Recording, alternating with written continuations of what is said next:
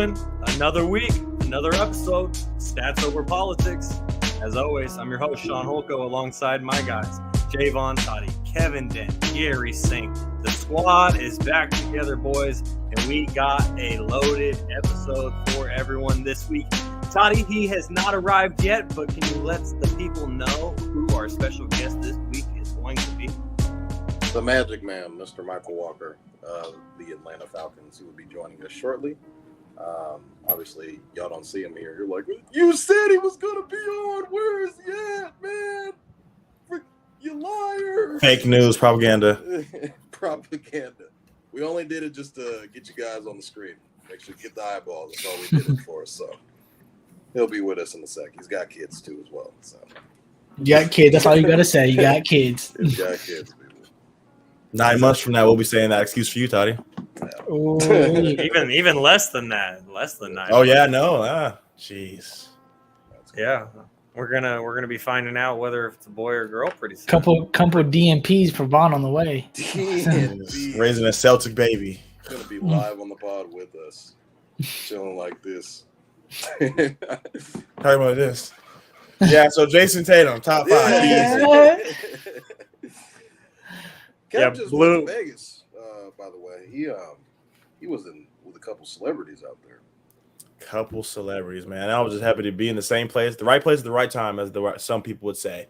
So what Toddy's mentioning is, I don't know if you guys follow us on Instagram at Stats Over Politics. Our good man Shaun, the host of the show, amazing host, decided to post a picture. I wasn't gonna brag about it. I just wanted to show Shaun, give me my pat on the back because I'm a W fan now through and through. Can't ever say nothing about me now.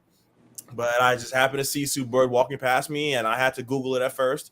So I'm kind of a casual, but now I'm all on board, with the Jalen Brunson's Shaun's best friend. Now Sue Bird is Katie's best friend. So once we blow up and I send this DM to her, be like, hey, remember me? Want to come on the pod? And it's all going to work out for us. So it was super nice to meet her. She's super dope, super real. And you wouldn't think to see a person of Sue Bird's caliber just walking through the airport. So it was super nice to see her.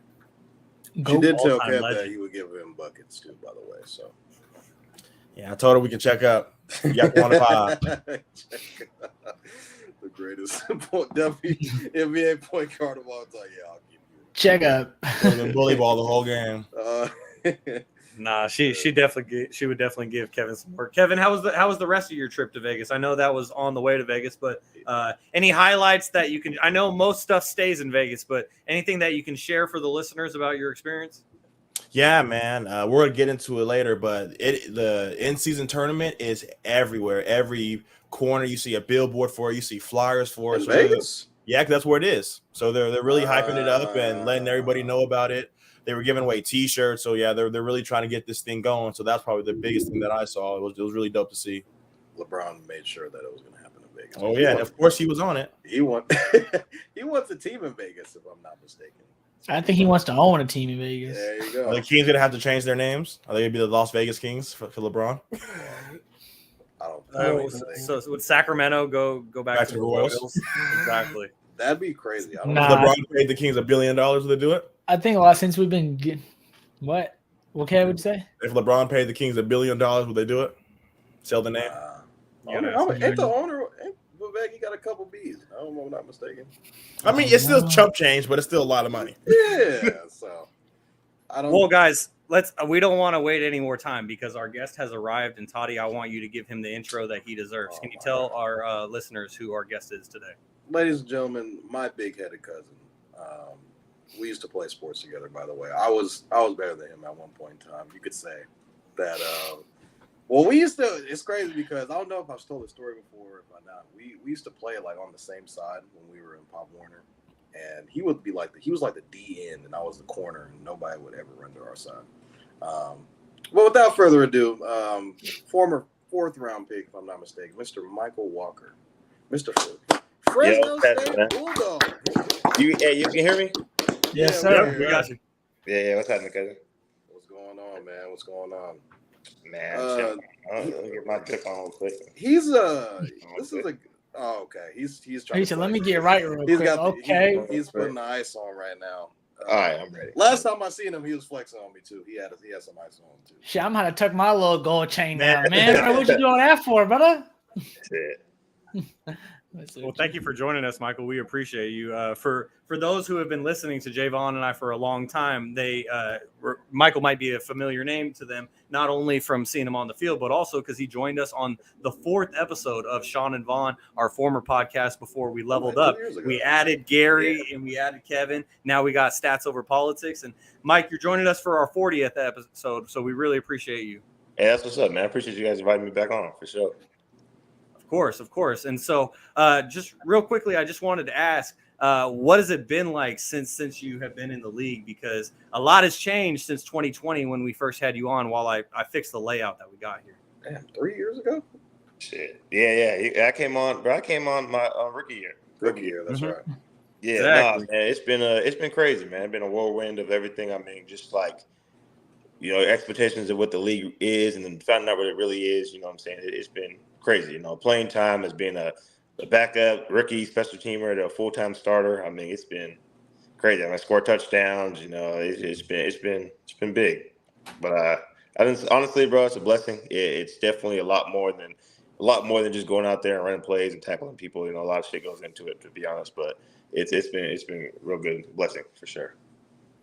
Without a doubt. And just the other question that I wanted to ask you before we pass it off to Toddy is, you recently changed jersey numbers before last season started, if I remember correctly, when they changed the jersey rules, went from 43 to number 3. So could you just tell us a little bit about what went behind that decision? Yeah, so I was 3 in high school. 3 in high school. Three in high school, 3 in college at Fresno State. Yeah. So as soon as they told me, hey, we're changing the rule, I jumped on that. And I went to my coach. I was like, hey, I got to have 3. I don't know what I got to do, but I got to have 3. And he was just like, look, earn it in training camp. You know what I'm saying? You earn it in training camp, we'll give it to you every season. So, it was cool. So a lot has changed since we've last spoken. You had the birth of your son, I believe, the last time that we spoke. Yeah. So talk to us a little bit about fatherhood. What's it like being a dad? I mean, the little guy's already look like he's about to go D1. So tell us a little bit about, what it's like being a dad. Give Vaughn some advice, man. Yeah. Hey, let me tell you, man. So my son came out in the middle of the season. And, I mean, that was, as you can imagine, at the time, we were living in an apartment. So it was me, my wife, her mother, and then my son. In the last apartment, I'm talking about, hey, I got to get up in, 3-4 hours, baby screaming, crying, saying, I was like, oh, shit, it's real. I'll tell you what, being a parent, bro, it's real. It really is real. It's probably the most challenging thing you'll ever have to do in your life, but it's so rewarding, you know what I'm saying? Like, my little man, like, he big now. He's 19 months. He running around, learning how to jump, you know what I'm saying? Like, I got him on the hoop court, though, because we playing basketball. But, by the way, for audio-only listeners, he hasn't yet to beat me in basketball. Bro, look, I played Toddy when I was in high school, a long time ago. He played today. I'm giving him straight buckets. I'm dropping 50 on your head, man. I'm dropping. I'm easy 20 piece. But at the end of the day, easy, Toddy. Yeah, easy 20 piece. But yeah, man, I'll tell you, I tell my cousin all the time, bro. Like, honestly, just leading to help, you know what I'm saying? It's definitely tough, but it's so rewarding. I mean, every day is a new day with them. I mean, just watching the child experience the world for the first time is crazy. So, honestly, I'm excited for you, cousin, but it's gonna be hard. Let me tell you. Yeah, like I was telling them, there's no rule book on what it was like to, raise a kid. So you kind of just figure it out as you go. I remember when you scored a touchdown, right after he was born, and you rocked the baby, and I was watching on TV, wow, what's happening? I was like, damn, that's crazy! I was screaming, yelling. Talk to us about that moment, and kind of what was going through your head, and just how the whole moment was just full circle for you. Yeah, so that year, 2021, really frustrating year for me. I just came off 2020. I made all-rookie team. So I'm thinking, okay, I'm going to start. I'm going to come in here and play a whole bunch. I got a new coaching staff, and they're playing me 7 plays here, 8 plays here. And it's just so frustrating because every week, you know what I'm saying, I'm in practice preparing like a starter. I'm getting more reps than the starters are. I'm doing so much in practice. And then to go in the game at the end of the week and just not play, I was getting so frustrated. I just remember, it came down to my due date of my son. I'm like, you know what, I just started, honestly, when he came out, I started to appreciate, that I'm here. You know what I'm saying? It's so, you want to get to that spot so bad. Everyone wants to make it to the league. Everyone wants to be a professional athlete. And then when you get there, you don't really get to appreciate what you're going through because of your circumstances. You know what I'm saying? So I just remember like I was like, man, fuck it, like shit, I'm here. I'm just gonna enjoy what I'm doing. And game goes on. I was probably like my third time on the field. Like, I literally was like my third play in the game. And I just was studying like Cam, like you know me, like Cam Newton is my favorite player. Like I love Cam Newton. He used to always go. Yeah, well, like that I was just studying him. You know, I just knew they had this concept. So boom, they put me in the game. I was just spying him. Like my job was just spying him, thinking he's gonna take off and run. Yeah. And you know, I remember they had this first crosser go by, and I was like, okay, wait a minute, I'm gonna jump the second one. I just told myself like, if he throws this shit, I'm taking it to the crib. and he threw it. I got a great block from my teammate, and when I got to the end zone, like I just knew. But it's funny though because all week, you know, my son came out on a Wednesday. If people who don't know, like Wednesday starts our week. So in the league, like Wednesday is Monday. So, you know, all week I was saying like, hey, like if I score, I'm gonna rock the baby. Like that's we talked about it all day. Like, oh, that would be so hard if you did that. So I mean, when I got in the end zone, like that's the first thing I had to do, and it was just so crazy though, just how shit works. You know what I'm saying? Like playing 7 plays a game, having a son, and then you know what I'm saying? You say, oh, that's dope right there. And then, you know, getting my son out and scoring touchdowns in the Premier League it was a crazy experience for sure. That was in Carolina. That game was in Carolina, right? Yeah. And y'all ended up winning that game? Yeah, 1-7. Yeah. It's a great game. Another thing I kind of wanted to ask you. So you be having these little weird stories. You and Kyle Pitts be going at it. I believe it's a ping pong game. Can you tell us a little bit what's the animosity going on? What's these little dances y'all be doing? Man, it's funny. That's my dude, man. Me and Pitts, that's my guy. Like it's funny, it's crazy because like he's looked at as like, you know what I'm saying, like a freak of nature, like the number, like he could be top 3 tight ends in the league for real. Honestly, I think he's gonna have a real bounce back year this year. Bro, some people don't think so. Oh, he will. Let me tell you. I'll tell you right now. Look, watch out for him this year. That's all I'm gonna say. I ain't gonna say too much. Watch out for him this year. But like I'm saying, like me and Pitt, like I go against him every day. You know what I'm saying? Like it ain't like that's every day we're in practice. It's me and Pitt. It's you know what I'm saying? Like in the game, you always see guys playing with a corner and DB. In practice, we don't do that shit. It's me. Yeah. So you know Bro's what I'm like saying? 6'4", like 254. No. Kyle Pitt is like 6'5", 6'6". Yeah. Big body. Yeah, 250 type shit. But like, and he can run a 4.4, a real 4.4. Yeah. But it's so good though because like we're always competing. You know what I'm saying? So when we come off the field, it's like, damn, you might have beat me on that rep, but guess what? I got your ass in ping pong. Come on. Yeah. So that's just like, I don't know. I just think it keeps it light. But like, he's just a player. Like, and just so everybody knows, I was whipping his ass when he first started playing. Kyle Pitt's first ever game of ping pong was in London, and I was killing him. And then I don't know if he bought a ping pong table at the crib or something. He had to. Yeah, he got dramatically better out of nowhere. So. Dramatic. Yeah, but that's where that comes from, bro. Honestly, it's little things you can get. We have this little like 7-foot rim in the locker room. We have a ping pong table, and then we have like this little thing called pop darts. I don't know if it's like cornhole with like little darts and shit. Yeah. We do shit like that. But yeah, that's just all that comes from, bro. It's just friendly competition because camp gets a little wicked sometimes. So we could sit back, laugh about ping pong and shit. So. Yeah, it gets hot in Atlanta for sure. So you guys drafted a guy by the name of Bijan Robinson. I believe with the 8th pick, if I'm not mistaken, 7th or 8th pick. It was 8th pick. So he was for sure one of the most electrifying, if not one of the best players in college football last year with the Texas Longhorns. Have you talked to Bijan at all, or kind of seen him a little bit at all, or what are you kind of most excited what he can bring to you guys this upcoming season? Yeah, I mean, I see. I'm saying, it's football. I see him every day. Talk to him every day. I mean, he's a good dude. Real good dude. I mean, like he's very humble. Yeah, he's a real good dude. Real man of God for sure. So I mean, he's a guy who can come in the locker room, get no problem. You know what I'm saying? Everyone, he does his best. He's always going to give his best foot forward. He's eager to learn. Loves to like listen to other people and stuff like that. I mean. I use him in just OTAs, like just getting his releases. I'm trying to get right, guarding running backs and stuff like that. So I use him. Yeah. I mean, he's a do-it-all player. He's in the Chris McCaffrey type. So I'm excited to see what they do with him. I mean, they're gonna put him in the slot. They're gonna put him in the out wide. They're gonna put him running back. So I'm excited what they do with him. Yeah, he did that a lot in college for sure. Rookie of the year candidates for sure. Yeah. I'm sorry, Mike. I just wanted to jump in real quickly since you did mention the name of Christian McCaffrey, and it's well documented that Jaevon and I are big 49ers fans here on this podcast. And And so what I wanted to ask you is just when the news came out that Christian got traded out of your division last season, what was your initial reaction when you found out that news? Well, I'd say I have a fun fact about Christian McCaffrey. It's actually crazy. So in 6 games, 2 games a year, 3 years in a row, I've never played against Christian McCaffrey. He was hurt. He's either been hurt, or he got this year he was eligible to play us. He was hurt when we played him against the Panthers, and then he got traded to the 49ers after we played the Niners. Damn. So I've never played him in 6 games. Yeah, wow, that's crazy. Yeah, it's crazy fun fact. I'm telling you, I was looking forward to it. I mean, I think McCaffrey top 3 for sure. So since we are talking about the Niners, you guys did go up against them last year and beat them pretty handedly. That was not a game. I was talking a lot of shit to him during the week. So I was like, hey, man, I love you, but, we're coming for you on ATL. It should be a cakewalk.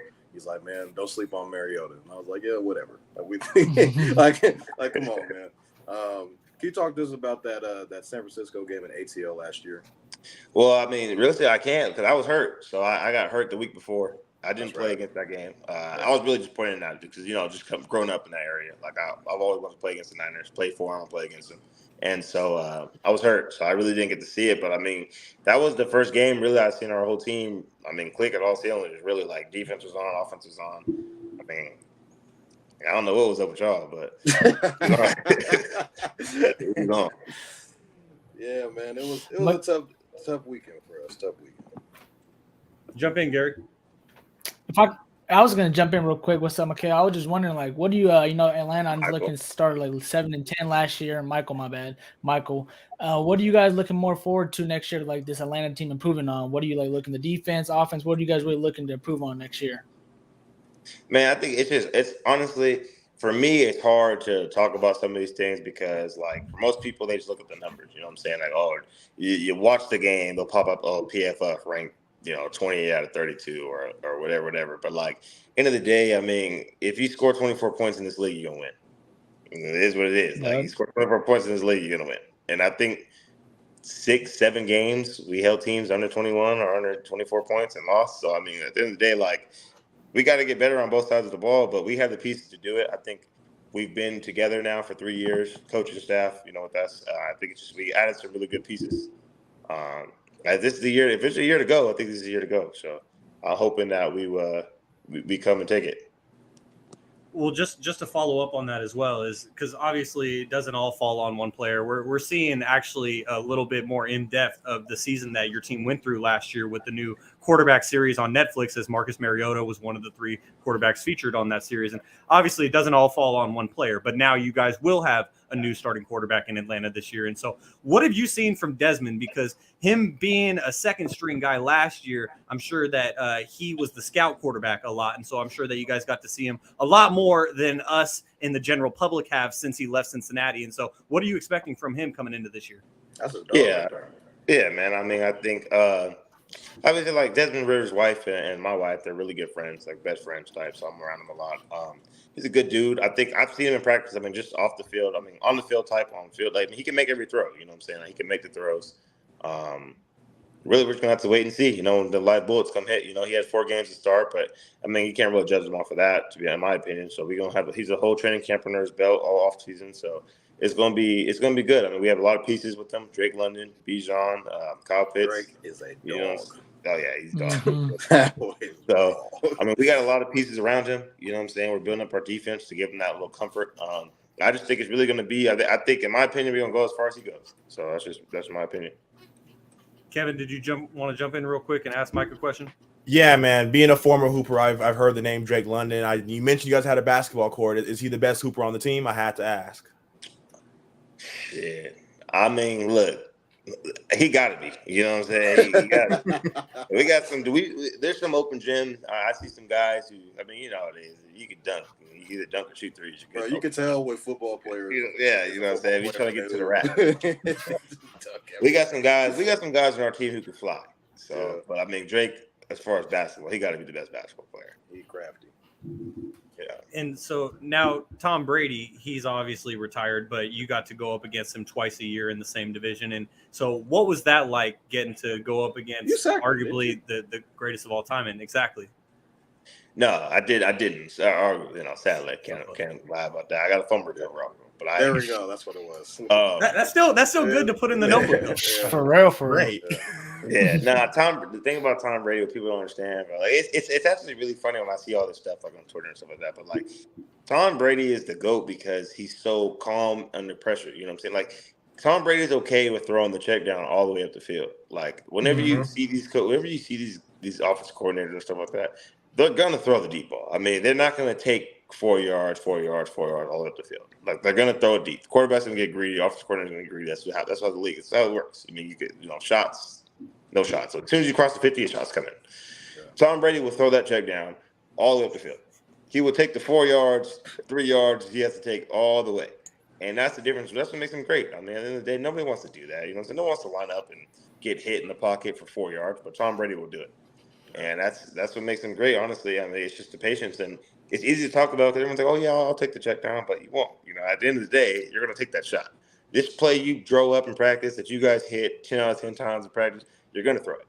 And if it's third down and 3rd and 5, 3rd and 4, you could take this either check down, but you're not because you have this play drawn up. It don't work. Now you're punting the ball. So that's the biggest thing for me about going against guys like Tom Brady.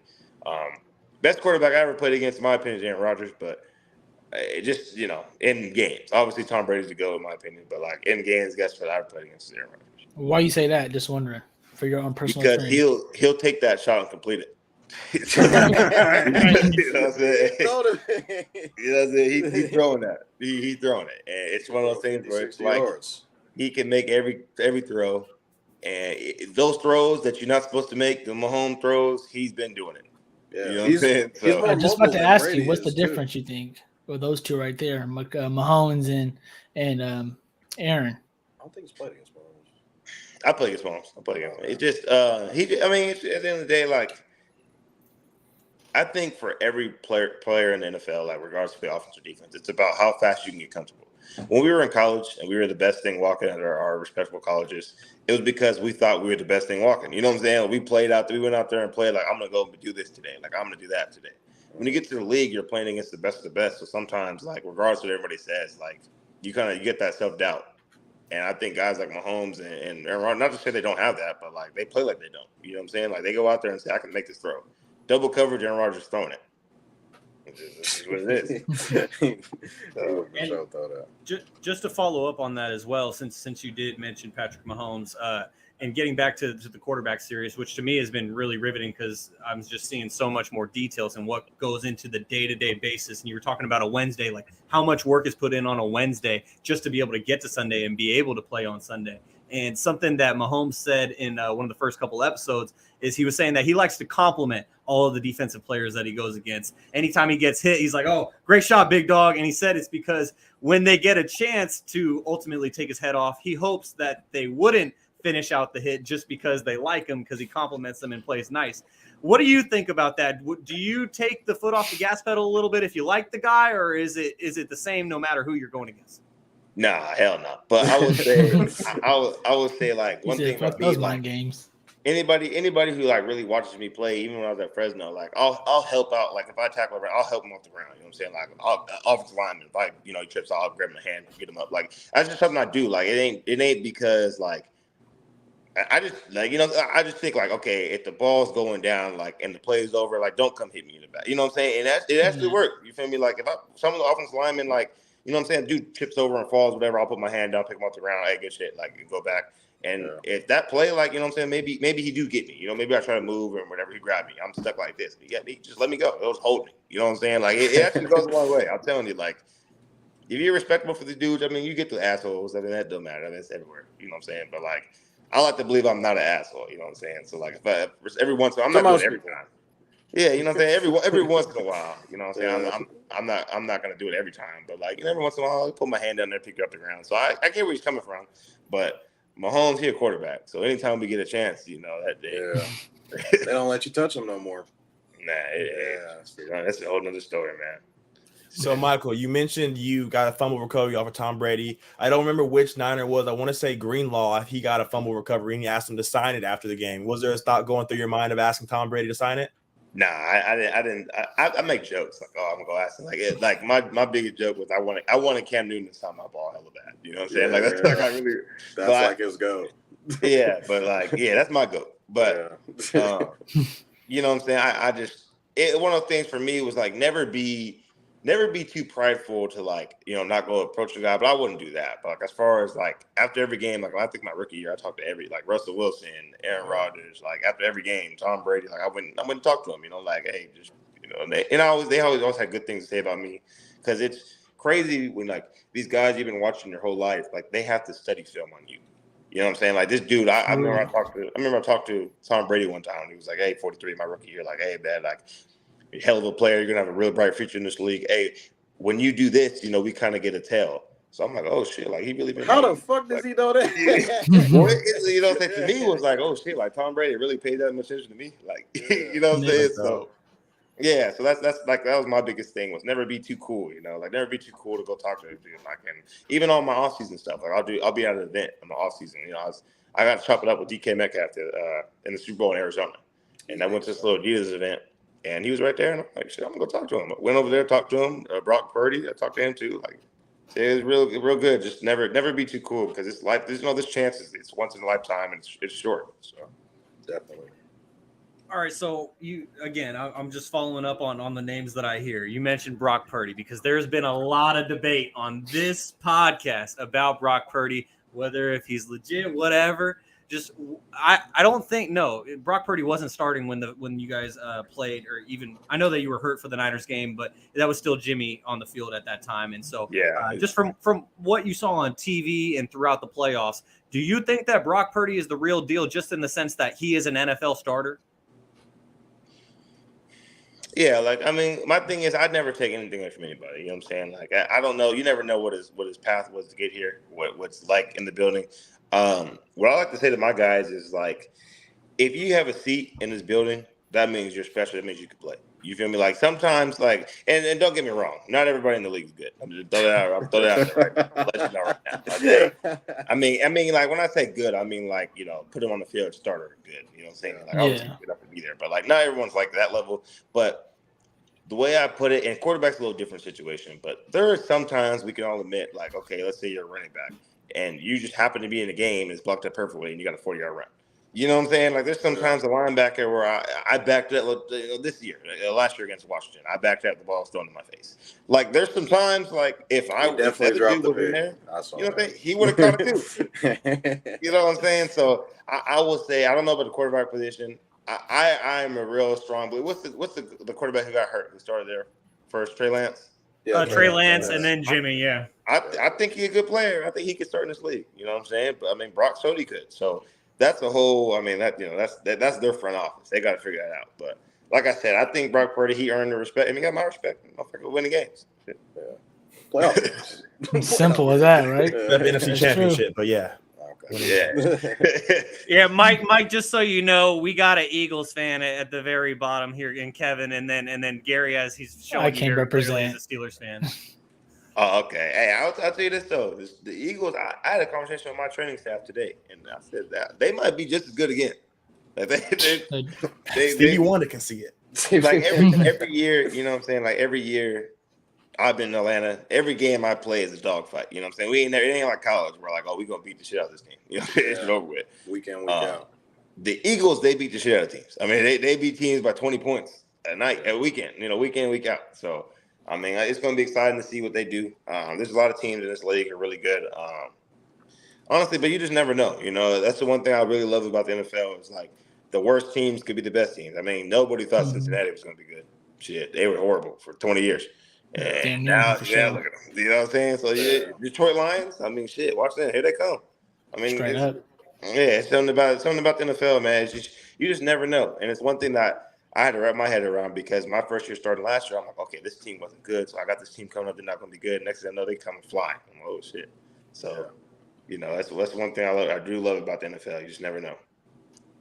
Yeah, and spinning it forward to this upcoming season, I know that we talked about with Gary's question earlier about just how you expect your team to perform this season, but just kind of looking at the NFC South at a zoomed out perspective, it really, to me, it looks like it's anyone's division. Like, anyone can take it this year, and that's something that we were talking about a lot a couple of weeks ago. And so just kind of looking at some of the teams in your division. Obviously, we talked about Tom Brady retiring from Tampa. They got Baker Mayfield. We'll see how that pans out. But looking over at the New Orleans Saints, to me, they seem like your guys' biggest threat to win the NFC South. And it has a lot to do with having a starter in Derek Carr coming in and having that experience with Dennis Allen as well. And so what are you kind of expecting to see from Derek Carr and in the Saints?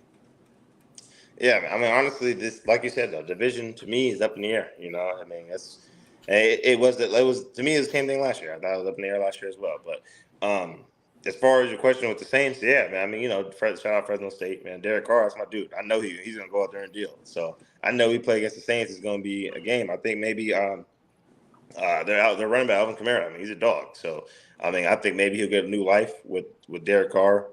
Obviously, they got good-ass receivers, good running back. Derek Carr, in my opinion, is a really good quarterback.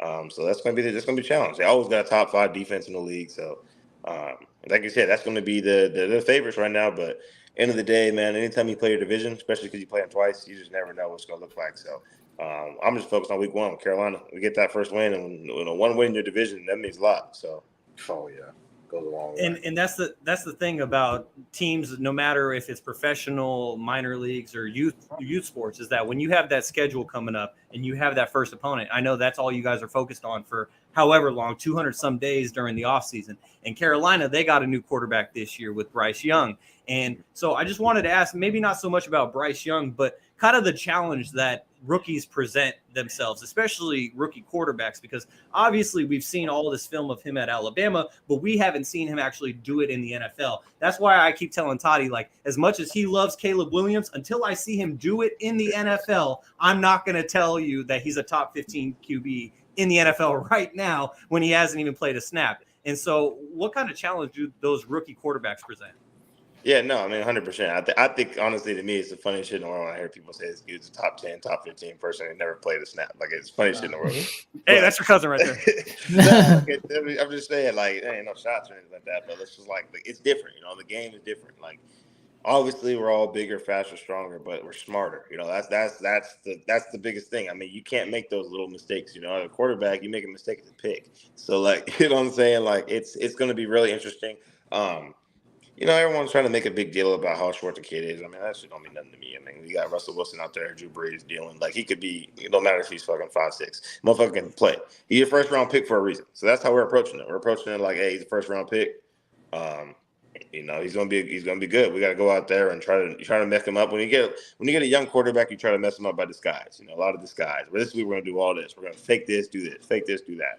When you get an older quarterback, you know, so it's just little things you do. But I don't know. I'm just excited, honestly, man. I'm more like excited to see what our team's gonna look like. You know what I'm saying? Like, it's one of those games where I feel like last year, you know, I was so dialed in on like, okay, we got the Saints week 1. We got to see, we got to do this, we got to do that. But this year, it's really just like, what are we gonna do? You know, I think that's the big question for everybody. What is Atlanta gonna do this year? Yeah. Wasn't that the game? Yeah, Mike. When you guys... Oh, go ahead, Gary. Now, I was just going to hop in real question back to Atlanta real quick. Just for fans who probably don't watch Atlanta too much, what should they be looking forward to this year that's going to be popping out? Obviously, we know Kyle Pitts is one of those superstars already coming in this league, but who is a sleeper on your team that everyone needs to pay attention to? Obviously, we need to pay attention to you, but anyone else we should pay attention to in Atlanta? Oh, man. Hey, we got dogs. Let me tell you, we got dogs on this team. Who was the DB y'all just signed? Jeff. From, Okuda. Yeah. Him and AJ and Jesse Bates back there. I mean, it's gonna be y'all did get Jesse Bates. My boy D. Alfred. He's gonna be honestly like that's the thing though about defense. You know what I'm saying? Like you don't really. Y'all signed Calais Campbell, didn't you? Yeah, we got some people. We got some dogs, man. Honestly though, but for people who watch football, like you just worry about scoring points. So like that's what I would just say. Like as far as our offense, man, 24 is the magic number in the league. Man, I said that. 24 is the magic number. You get 24 points in the league, you will win a lot of games. Pretty much, yeah. I mean, it's gonna be interesting though. I mean, I think it's gonna be one of those situations where we got to fill out. I mean, it's offense gonna start. One thing we faced last year was the defense starting fast, the offense starting fast, but we can never click at the same time. So I think that's gonna be our biggest thing. If we click at the same time, we'll win a lot of games. Was it last year when were you guys a part of the DJ Moore game where he took his helmet off? Yeah. Can you talk to us about that play and just how crazy that whole thing's transpired? Well, leading up, I got to lead up to it. It's right fourth quarter. Yeah. I think we're up. What are we at? I think we're up 6. So fourth quarter up 6. 2 minutes 30 seconds to go. It's like 4th and fucking 15 or something like that. Oh my god! They try to throw like a little dagger route to DJ Moore, and he ends up like, bro, it's so weird. I was for some reason I'm like I dropped like 15 yards deep, and he's like right next to me, whatever. They throw the ball to him. It's like triple coverage. He ends up like kicking the ball in the air, and the ball's like right here. I try to like go grab it. I don't know what the hell I did. Like, all right, I just dropped it. He's like easy walk off, pick 6, easy to walk off. Drop the shit. We get the ball. I think we're up at 3 at this point. We end up kicking a field goal to go up 6, and get us turn around down to kick the field goal, and then so we go out in the field. I'm like, okay, we're up 6. It's we're good. We're gonna win this game. And if you watched our season last year, defense had to end games. This is what happened. We had to end games. So we go out there, dude. It's what 25 seconds left in the game. We're playing prevent basically. Yes. And I just remember like I'm out there playing I'm playing deep hook, and I jump to the corner. I think I was playing curl flat, so I'm like 15 yards deep to curl flat, and I just see this ball like this quarterback. I mean, I understand like who's the quarterback at the time? Who's the guy? PJ Walker. PJ Walker is a 4th-string quarterback. You know what I'm saying? Me like I'm like okay, he comes in there, and I just remember dude like went to run, so I'm like okay like. It's 15 seconds. Like nobody go get him. Like let him run. We're good. Yeah. Threw a bomb. I just remember just like just walk like fan watching. What the hell's going on? Yeah. I'm like okay. Like I see 2 people over there. I'm like there's no way he's catching this. Bro threw the ball 60 yards through the air. Like 60 yards, bro. Like insane. And he caught that ball. I just remember like we're only up 6. So at this point, I mean, if you're up 6 points and they score, I mean that's a loss. You know what I'm saying? You're losing the game. Yeah. But like what I always tell people because everyone's like, "Oh, Carolina should have won." Like, no, motherfucker, we should have won. Motherfucker threw a Hail Mary. Like, you know what I'm saying? Like, literally. He was like unexpected ass shit. Yeah, so he throws the Hail Mary. Boom. Okay, everyone's all mad as we mad as shit. Like we know we let one go. It's like the Saints all over again. You know what I'm saying? We won all over again. So we all mad as hell. We go down there, whatever bullshit, try to block the kick. Bro, miss. Be like, holy shit, bro, missed the extra point. So we go to overtime. We get the ball. We're like, we're chilling. I'm on the bench like this. I don't know. It ain't going out. We got the ball overtime. So we're going to go up the field. It's over with. I think the second play of the game, we do a pick. Yeah. And bro ran the ball all the way back to like the 20. So I'm like, okay, obviously this shit over with. Yeah. We go out there, defense get a stand. They go 3 and out. Pull up the field goal block team. Bro, miss again. It's a whole shit. We missed like a 23-yard field. I said that was nothing but God. Let me tell you, nothing but God. We wasn't supposed to lose that one. Did you? Hey, Michael, quick question, real quick.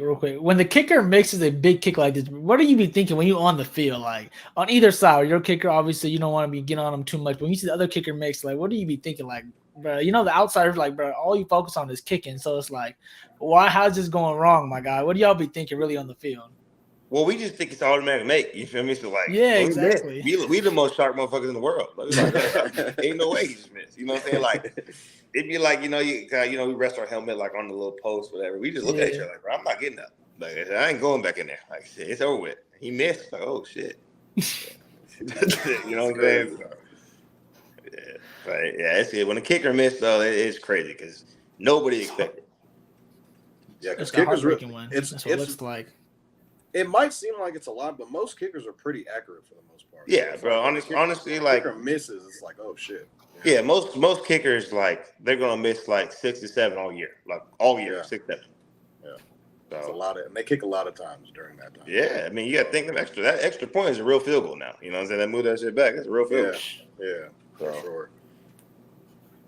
Well, plus you guys have Young Wei Koo as well, and so I don't expect you guys to see many misses from him. And I know that just from playing fantasy football is because I'm a degenerate, and I've had like 5-6 teams last year, and he was on like 2 of them. He was on at least 2 of them, a third of them. So I mean that's decent. And so, do you have any other questions for him, Kevin, that you wanted to ask since you haven't gotten to jump in too much? Oh no, man! I've been sitting back enjoying the show. I was gonna ask Mike. So kind of a big thing I'd say recently that's kind of been going on is like the thing with running backs and how they've been super undervalued. Man. We saw that Austin Eckler spoke out about it on, I think it was Rich Ivan's show. Christian McCaffrey tweeted about it. Derrick Henry. Saquon obviously didn't get his contract extension for long term, and then I think we saw that Josh Jacobs didn't get a deal as well, so they're kind of forced to play on the tag. I think I saw you tweet something about it, and like people were saying that, oh yeah, you could just throw the ball on every down, and it'll just be all good. And yeah, like bro, this is not Madden. It's just like it. So it's funny though, because I literally was on the phone with my agent for like 40 minutes, and like nothing to do with me, just like talking about it. Like nobody got paid a running back, and to me, like playing linebacker, like it's the craziest thing to me in the world that people think you can win without a running back. Like the Chiefs did it. Yeah, motherfucker, they got Patrick Mahomes. Like you know, like you know what I'm saying? Like come on, bro. Like be real with yourself. Like yeah, they did, but like the Eagles ran. Shit, like you know what I'm saying? Like he ran the damn ball. Like it's just. What about Darren Henry? You know, Josh Jacobs is responsible for like 65% of that offense. Yeah, I think him not to get paid. You know what I'm saying? For him not to get paid, to me, it's just like it's crazy. Like it's like, what do you? I mean, but people like the one thing I do explain, like I don't get with people is like they really don't understand how hard it is to complete 10 yards in the NFL. You know what I'm saying? Like it is really hard to complete a pass in the NFL. Like people think like because they play Madden and shit, like that shit is not Madden. Like a motherfucker can drop the ball, motherfucker can be a bad throw. You know what I'm saying? It could be a 10th off the line of scrimmage. It is really hard to complete a pass in the NFL. If you can catch the ball and hand it to a motherfucker, he'll get you 4 or 5 yards. You are winning. That's a real winning program. So. I think it's funny that I see these things on Twitter about how you don't need you know what I'm saying? You don't need a running back. Like this shit, like what do you think? This is not basketball. It's just not give it to one dude and let him go win the game. That's not how this shit works. How do they fix that problem, you think, Michael? Like, how should they fix it? Because I believe the same thing. Like, these big-time guys, they should be getting paid because I feel like, you know, kind of like my Steelers did when kind of Le'Veon Bell came out and said he should have played, you know, didn't stay out the year. But at the same time, I was like, you know, supporting him during that time because, you know, I deserved, I think, as a fan, I want him to get paid. So I'm like, what do you think they need to do in the league or what the running back, what options they really got to kind of get paid? Because it looks like it's pretty tough, especially you see like Austin Eckler coming down the pipe and he going to be in a tough situation too. Well, I mean, Austin Eckler, that's a whole different story. I mean, that motherfucker, he got more receptions than receivers on their team. So, you know what I'm saying? So if you ain't going to pay him a running back, at least pay him a slot. But, I mean, it's just that I don't know what they're going to do because, to be honest, like, yeah, the dude from the Chiefs running, I don't know bro name, but Pacheco? Yeah, the one who, you know, late round draft pick, you know, whatever. Yeah, Pacheco. Well, I mean, if I got to back up, you know, 10 yards and make sure Mahomes doesn't throw this ball over my head, then yeah, you're going to be able to run the ball. You know what I'm saying? So, like, it's a situation where, like, I don't know what they're going to have to do, but eventually they're going to find out that, like, you have to run the football to, you know what I'm saying? Like, obviously, you don't have to run the ball 100 times, you know what I'm saying? But you have to have a balance. Like, if we all just back up and play 7-on-7, it's going to look way different in the league, you know what I'm saying? It's going to be a lot harder for people to complete these passes. Most deep balls come on play action because we think you're going to run the ball. You know what I'm saying? You don't just sit back there and shotgun and throw a deep ball. So, you know, it'd be interesting. Just to follow up on that as well, Josh Jacobs had the most touches in the NFL last season with 393. Second was Derrick Henry with 382. And then third on the list, the other guy who didn't get paid, Saquon Barkley, had 352 touches last season. Josh Jacobs, with those 393 touches, was responsible for 33% of Las Vegas's offense in 2022, which was second in the NFL. And then you look at the Raiders' projected depth chart. You have Josh Jacobs, who rushed for 1,653 yards last season. Next up on the list is Zamir White with 70 rushing yards. Got Brandon Bolden, former Patriots running back, with 66. Amir Abdullah, former Lion, 20 yards. And Derek Carr had 102 rushing yards last season. And so it shows the impact that Josh Jacobs has on the league and running backs in general. And just to get to the tweet that Toddy was referencing from Mike, he said, listening to fans try and say you can win without a running game, laughing face, really puts in perspective the whole less than 1% thing. And it really is crazy. And so, Toddy, did you want to ask the next question to Mike? Yeah, I was going to say, so Mike is, you know, from the Vacaville area, the Sacramento-based podcast. I realized that you are a Kings fan. And the Kings, the Kings went to the playoffs. They broke the curse, as a lot of people like to say, 17-year curse last year, going to the playoffs. Did you go to a playoff game last year? Yeah. I went to the playoff game against Golden State. Yeah. Which game did you go? Did you go to game one? No, I went to game. What was it? Game 3? Game 3? 3? Was it in Golden State? No, it was at home. It was in Sac. Game 1 or Game 2? 5, 1 or 2. maybe. Or yeah, because game 1 and 2. Yeah. 1, 2, or 5. Yep. It was 5. Game 5. Okay. Game 5. Game 5. Talk to us a little bit about where do you think the Kings are right now, and do you think that last year was a fluke, or do you think that this is just something start of something new? Look, I've been waiting for the Kings to come back good. Since, you know what I'm saying? Look, before we had the We all the been, beam, brother. Before the light the beam bullshit, we had the News 10 Center. They won that shit with purple. That's what I feel. You know what I'm saying they won the News 10 Center. They lit that shit purple. It was not a light the beam, whatever. But I mean, they got good players, but they've always had good players. I'll be honest with you. The Kings, Sacramento Kings, got to have the shittiest front office to ever be. I don't know how they have jobs. Like they all need to be fine. Like I don't know what the hell they doing. It's crazy to be like. I don't get it. Like they get all these good ass players, and then they, it is what it is. But I mean, I Look think good they're now. in a good spot. Yeah, but I think they're in a good spot. They're doing their thing now. In my opinion, I think. I just wish that I think in that the game that hurt us in the playoffs was just like, I think too much of the offense runs through Sabonis. I think that's just my opinion. I think he's a great player and the dude's great. Triple-double machine. I get all that. But like against Golden State, I feel like they just kept slowing down the pace of the game. Like, what I'm saying? The best thing to do was run. Like, what I'm saying? They kept slowing it down, giving the ball, let him do his little thing, and that was really, it was pissing me off when I was out there. But I mean, but you know what I'm saying? I'm a basketball. I'm a fan. I don't get all into the X and O's and shit like that. So I get to be a fan. I get to yell out shit I don't understand. Well, what was that experience like though at the Golden One Center? Because it had been 17 years since Sacramento had experienced that playoff atmosphere, and I was there for Game 1, and I was thankful to be there for Game 1. We might have just lost Mykal for our audio. No, he got a FaceTime call coming. Oh, yeah, got a FaceTime. There you go. I don't know. No, it's all good. And so yeah, can you just tell us a little bit more about just what that was like to just be there with your people, the people from Sacramento area and NorCal, and just kind of what it was like to be there in that environment? Oh, it was lit. I ain't gonna lie to you, it was lit. The last time I've been in Sacramento, I was at Arco. You know what I'm saying? So I never got the experience to go to one Power Sacramento. balance. Yeah, you know what I'm saying? So I didn't get to experience that. So when I got there, like I was truly living the fan experience. You know what I'm saying? I had a good time. I was down, down in my seat, whatever. I ended up going up top because the stands were just too long. He's a busy man. I guess Yeah, people wife calling me. Hold on. It's all good. All right, so Mike will be rejoining us in just a moment. Like. Oh yeah. Oh, everything stops. He got to answer that for sure. Everything stops. No matter what you're doing. You driving, you pull over. You pull over. Yeah, Here, we got you, Mike. We got you, Mike. You're back. I just had to send a text. My bad. But no worries. Yeah, so I was down on my seats, whatever. I ended up going up top just because it was faster up there. And I seen like 20 people from my high school. I said, "Damn, y'all motherfuckers not Kings fans." But everybody's a Kings fan now that we win. You sound big exposing y'all. Yeah, they got Golden State fans. There's a couple of them get a little Kings hat or whatever. But no, it was really cool though because the stadium was rocking. I actually went to see because I live in Dallas in the off season, so I went to go see the Mavs versus the Kings and got to see Kyrie Irving just go crazy. Oh, I think wasn't that like one of his first games? First games. It was like one of his first games. He went because I just remember real quick. I remember I was texting my brother-in-law.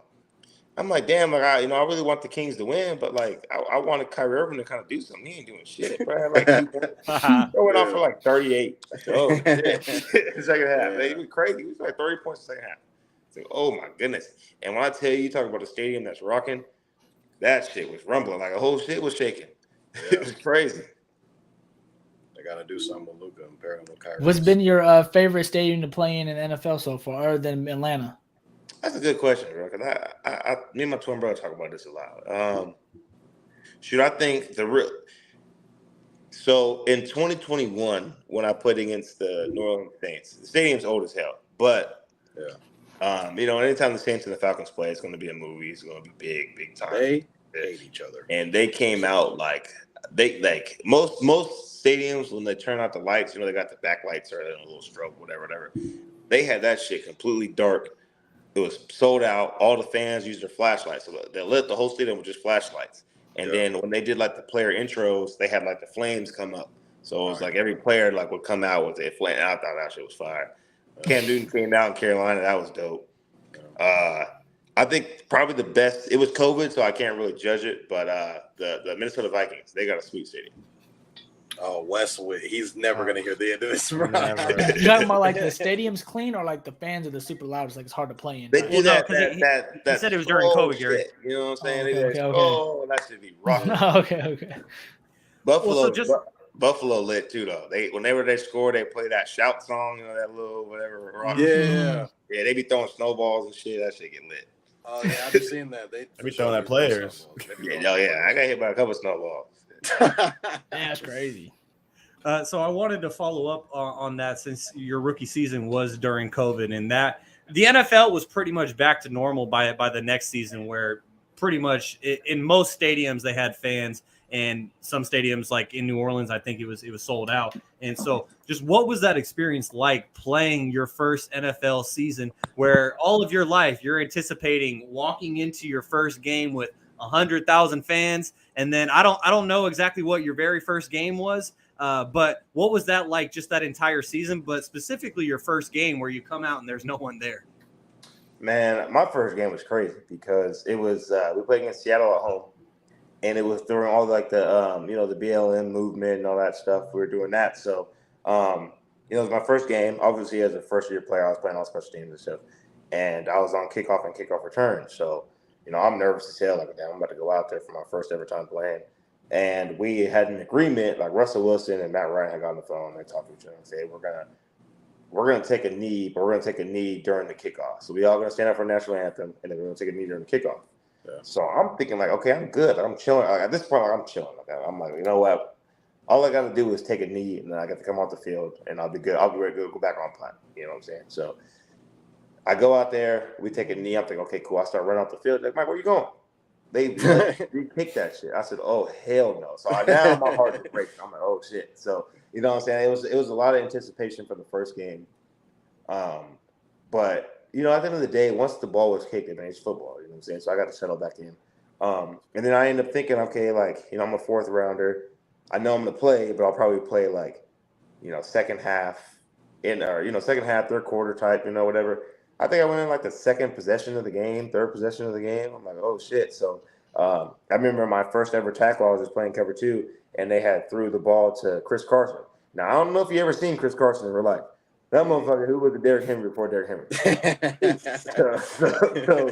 so I had, I dropped and covered and threw it to him. I just remember, I'll never forget my very first tackle. I just closed my eyes, did my mouth as hard as I could, and just tried to hit that motherfucker. That was my first ever tackle. But then after that, I was really good. But it was really weird experience because just no fans. It was almost like practice. I didn't feel as nervous or any of that because I thought it was practice. I was like, you felt like nobody was there. It was in close scrimmage. Yeah, and then I remember one time I was in man coverage and they threw a screen. So they're trying to run you off, whatever. But I was on my sideline. And they're like, screen. So I just turned around, the ball was right there. You would never hear that. You know what I'm saying? Yeah. But there was nobody in there. So literally, they're just calling out plays. It was so to me, it was so easy. So yeah. So Mykal, I got a question for you. Everyone talks about their welcome to the league moment. What was your welcome to the league moment? It was actually in practice. So I get asked this since I was stats. It was actually in practice. I was playing. So at the time, our cover 3 with the original staff. If you're a linebacker, you have to take any over route. So any receiver or tight end who run over, that's you. And so what we would do is we put Julio Jones at 3. So, and if at 3, it goes from the outside in. So 1, 2, 3 is the inside guy. So I'm sitting there playing opposite receiver and I'm playing opposite linebacker on the weak side. And I see Julio Jones. And they call this call. We get a little check, whatever. And so I look over there. I'm like, ain't no way. The dude's like, they're giving me the check.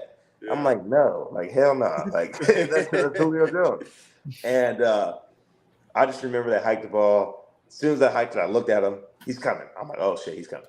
And I just remember, like, I don't know why I did it, but I just didn't go with them. I'm like, there's no way they're asking me to go take this one. And I didn't go. I'm not going. I remember the coaches, calling time out, like, after the play's over, bring me to the sideline, just cussing me out, like, what are you doing? I'm like, well, you were going. I know you didn't think I was going to get him. That was like my welcome to the NFL moment for sure. Like, it's just like, it is a realization that you can do it. You know what I'm saying? It's just like, I don't know why still to this day we do that, but Yeah, and just because it kind of aligns with some of the current news that we have from today, along with the Josh Jacobs, Saquon Barkley news. But you mentioned Julio Jones, who eventually, when he left Atlanta, he decided to go to Tennessee and he played for the Titans. Another prominent receiver has now decided to play for the Tennessee Titans. And so, what was your reaction and thoughts about DeAndre Hopkins signing with the Tennessee Titans? Honestly, I ain't really got no comments for that, to be honest. I mean, I don't know what they're going to do, what their plan is with him. I mean, he's great. I mean, I think he's good, great time career receiver. I think he has a lot to prove, in my opinion. I don't think his years in Cardinals are very good. But, at the end of the day, I think at the time when he was in his prime, he's top 5, in my opinion. So, him and Derrick Henry, they got the peak. I mean, on paper, it looks sweet. You know what I'm saying? You play Madden, you have a sweet team. Yeah. But, I mean, I don't know how it's going to come to fruition in real life, but on paper, it's sweet.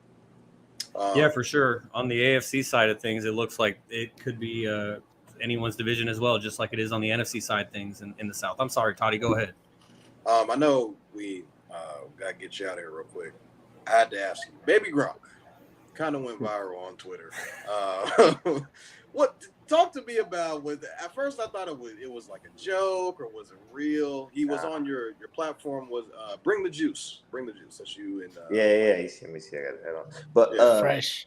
Look, so one thing it kind of pissed me off how it got done. You feel me? how it got clicked. So people understand like our podcast, right? Your podcast right now. It's 2 hours, right?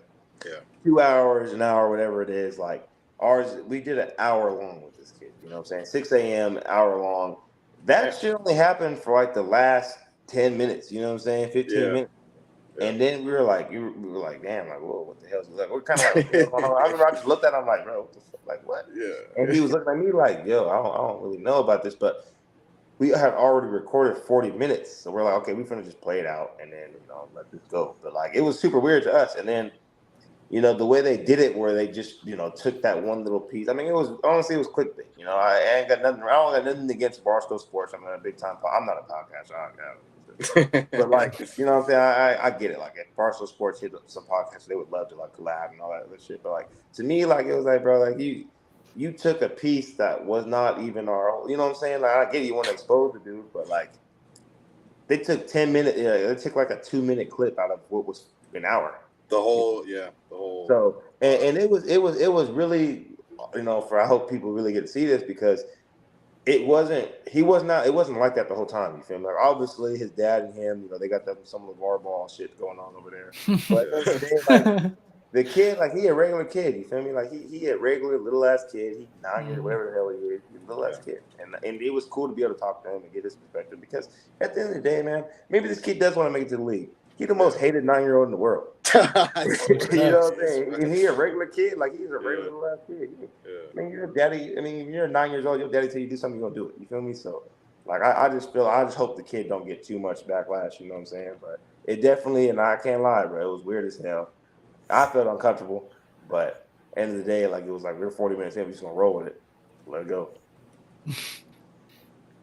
Well, yeah, and that was my initial reaction when I saw it. First of all, is because we had interviewed you on our previous podcast, and so my initial reaction when I saw the interview going viral, because that exact clip that you were talking about, I was just like, hey, Mike was the one who interviewed him. That's pretty cool. But yeah, I'm glad that you clarified that, though, and Kevin runs our socials, so he'll make sure that we clip that and put that out there just to clarify, like, more about Baby Gronk, because I feel like the people need to know, and a lot of people I've learned just even with the social clips, like Kevin will put out a 2-minute social clip and I might say something in the first 15 seconds and then people judge me on what I said in the first 15 seconds and not the final Oh man, They're not they trying went to watch after. the whole 5-minute clip, bro.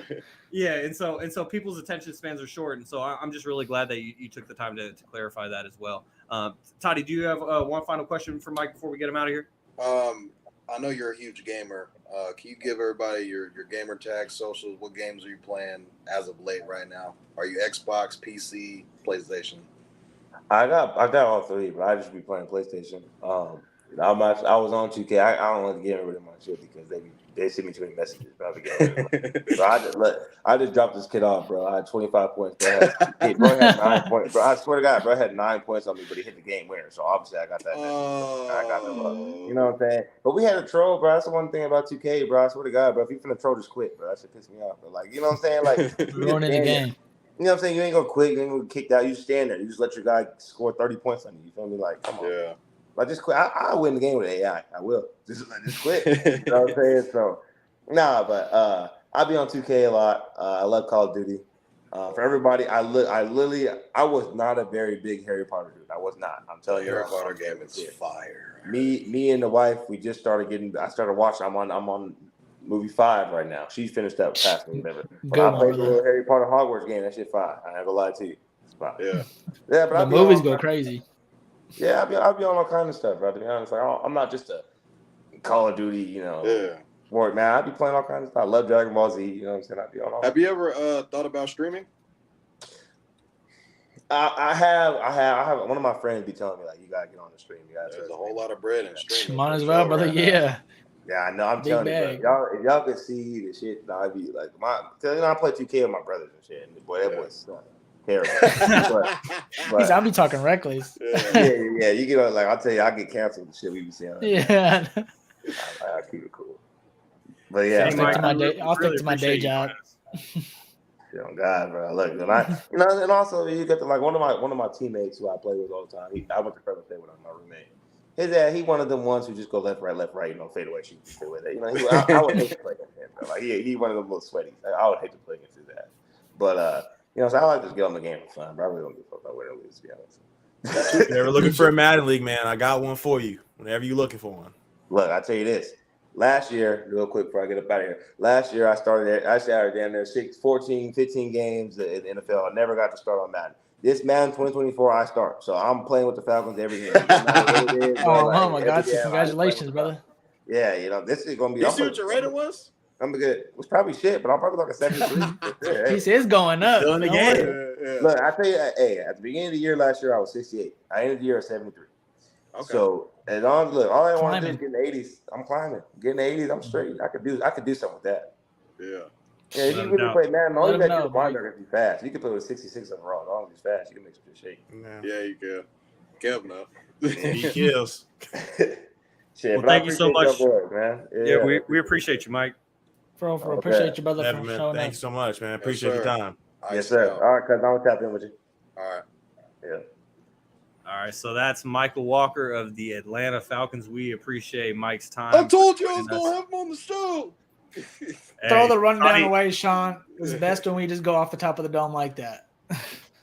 Toddy called his shot and he nailed it. So props to Toddy for booking that guest. I just want to get to a couple of YouTube comments here at youtube.com/statsoverpolitics. Let me see Wes in these comments. Wes hasn't made an appearance yet, but he'll probably hear about the good news about his stadium. I think it's like US Bank Stadium in Minnesota, and he'll hear the news. He'll tap in with us later. But Uncle Manny tapping in saying, great job on getting the guests. I mean, we can credit Toddy for the last two guests that we had here.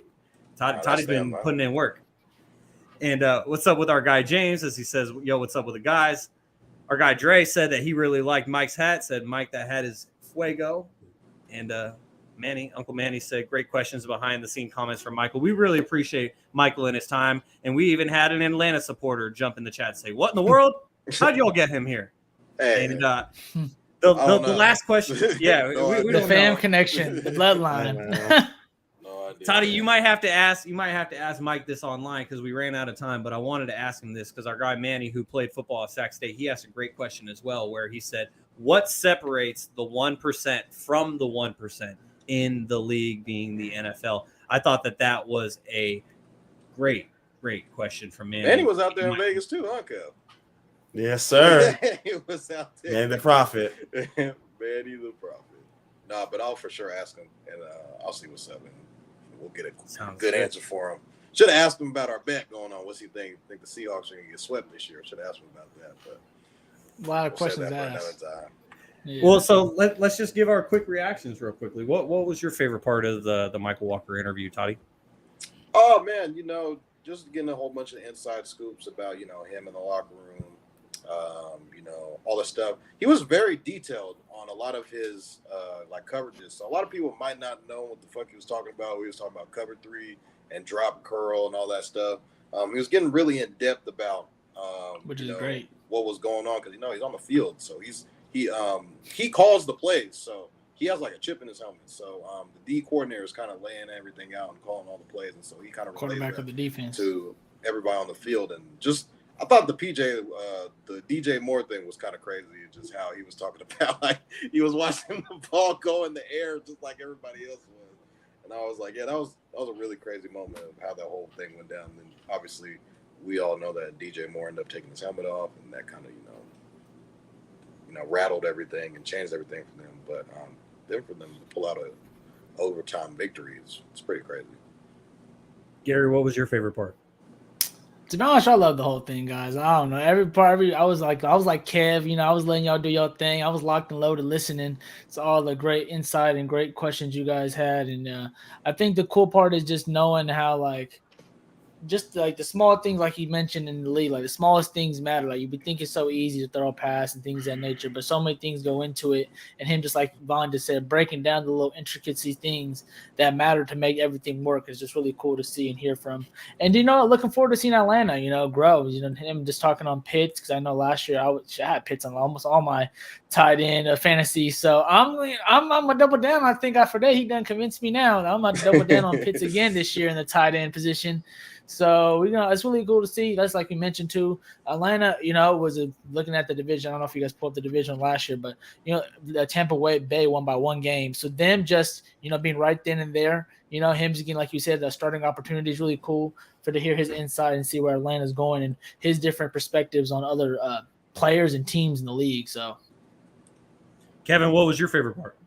Man, I think it was a Tom Brady story when he mentioned, 43. Like, and he even Mykal mentioned, like, he wasn't even starting at the time. And just to see, like Shaun mentioned, the quarterback show. I don't know if you guys have been watching, but I've been tuned in. Me and Alyssa are probably on episode 3. So just to see the day-to-day that they go through, and just to know that Tom Brady is studying you, and like you're not even a starter on the team. So that means he's going through everyone on the depth chart and really analyzing them. And it just goes to show that, the average Joe can't just play quarterback. Like he said, it looks like, you could just, it's not Madden out there. So just to get that insight, and all we see is these guys on Sundays, to just so get a little bit of a more personable side of them and just get to know them. A lot of people wouldn't get a chance to know them because they're just NFL players, but to have them on a podcast like this and for him to show support and show the support to the pod, it was a great opportunity. Like Gary said, man, I was just sitting back with my popcorn.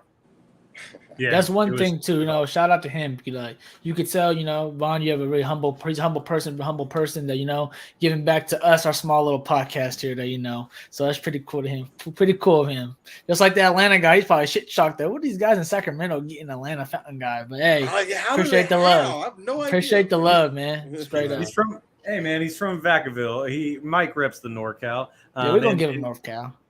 Yeah, for sure. And my favorite, I had 2 favorite parts. The first one was when he agreed with me that until you see someone actually take the field, there's no way that they can be top 10 or top 15 until they take the field and they prove it. That was my favorite part, because we heard it from an NFL player. No offense, Toddy, but we heard it from an NFL player.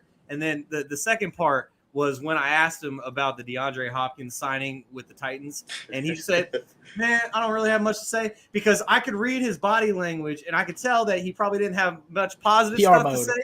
But but exactly, Gary, what I was going to say is he is very literate in media training, and he knows how to move on from a question and do it respectfully. So then he doesn't have all of Titans Twitter coming after him. And I wasn't trying to set him up or anything, but I was just genuinely curious on what he thought about it. And much like the rest of us, it's a head-scratching move. So let's just get to that news real quickly, guys, as DeAndre Hopkins signed with the Tennessee Titans.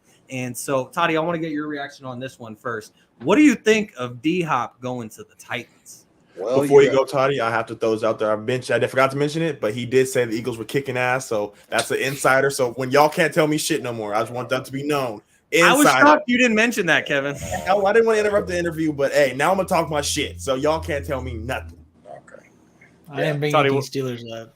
Back to DeAndre Hopkins. Yes, I'm about to steal.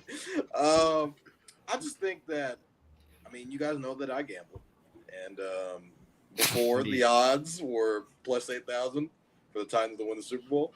After the signing, the odds were still plus 8,000. So Vegas is telling you, like, hey man, I don't really know if this really does anything. I don't know if it really does too much, in my opinion. DeAndre Hopkins is probably still going to go off. He's going to get his 1,000-yard receiving. He's going to get 80-some yard receptions. I think he's going to have a great bounce back year, in my opinion. Now, I feel like there's a lot of other questions the Titans have.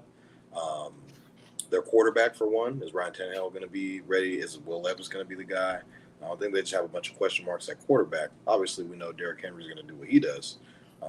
But, I mean, DeAndre Hopkins is one player. Who else is going to be receiving for the Tennessee Titans?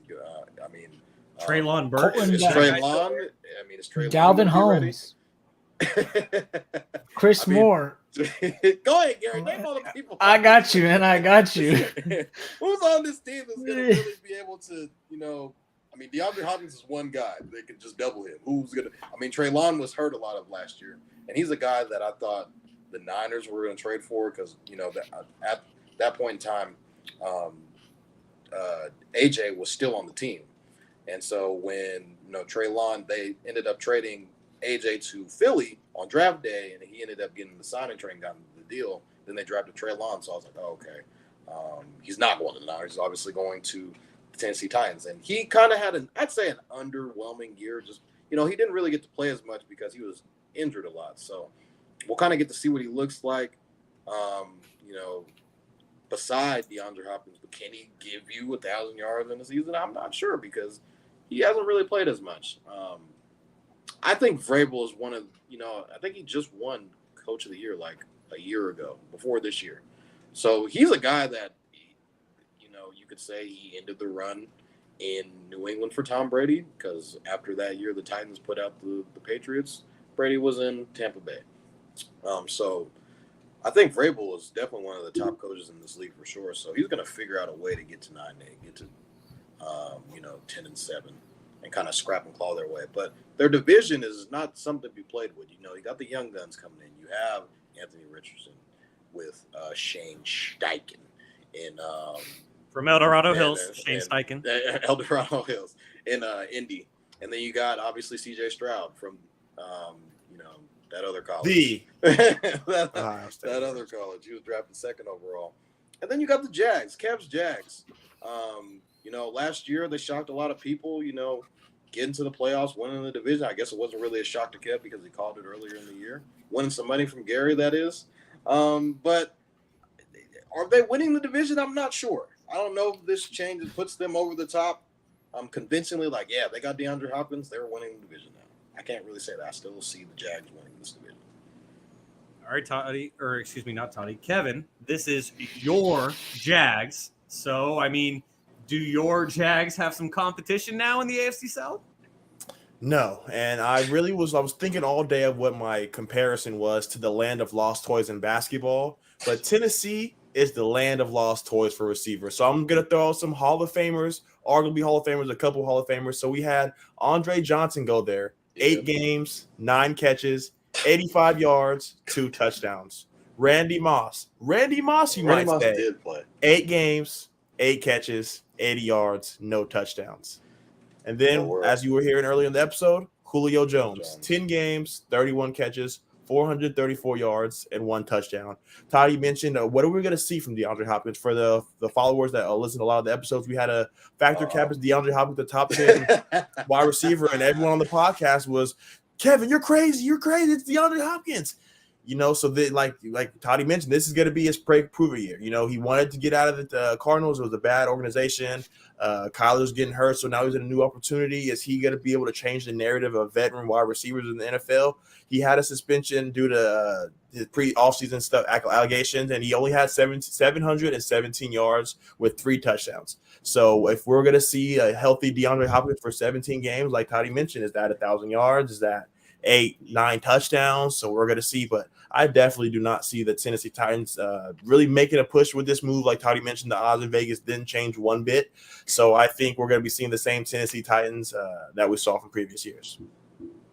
Gary, if you'll unmute your mic, what do you think? I was just going to say, I'm on the same boat as you guys. Does this move the needle? No, it does not move the needle for them. I wish DeAndre, he obviously chose his destination. I was hoping that he would go to KC, Buffalo, charge somewhere where he has a quarterback with a lot, like a lot of arm talent, and he knows that it's not going to be all on him. He has someone in the quarterback that's going to really help him in that department. I was also where, he also maybe had some little more wide receiver help. Like I just mentioned, Jaevon. I was trying to mention some of the wide receivers they have, which is not looking too great at the moment.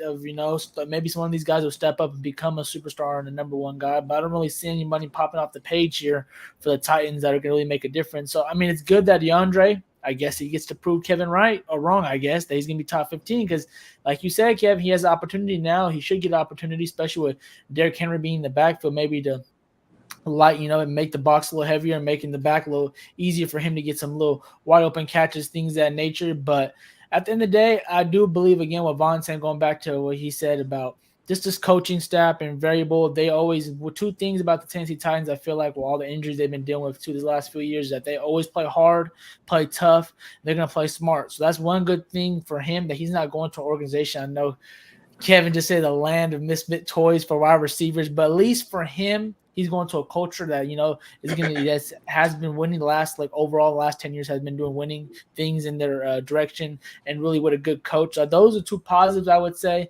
But the overall signing, I think it was a bad move from DeAndre. I hope he's happy. I hope it's a good move for him in the overall in his personal life. But in terms of on the field, I just wanted to see him go to somewhere. Well, exactly, Von, the money and everything. Personally, I hope it's good for him. But just visually from a fan perspective, just us looking at it from the outside looking in, I just feel like it would have been better for him to go somewhere with a better quarterback. And I think that's really just the end-all be-all for it. Because like your cousin mentioned, Mykal, that, it looks good on paper, but is it going to translate to the field? That's the thing. That's something that we're going to have to really wait to see. Obviously. Without a doubt. And the news that I saw coming from all the reports as to why DeAndre Hopkins decided to sign with the Titans is, number one, they provided the most money.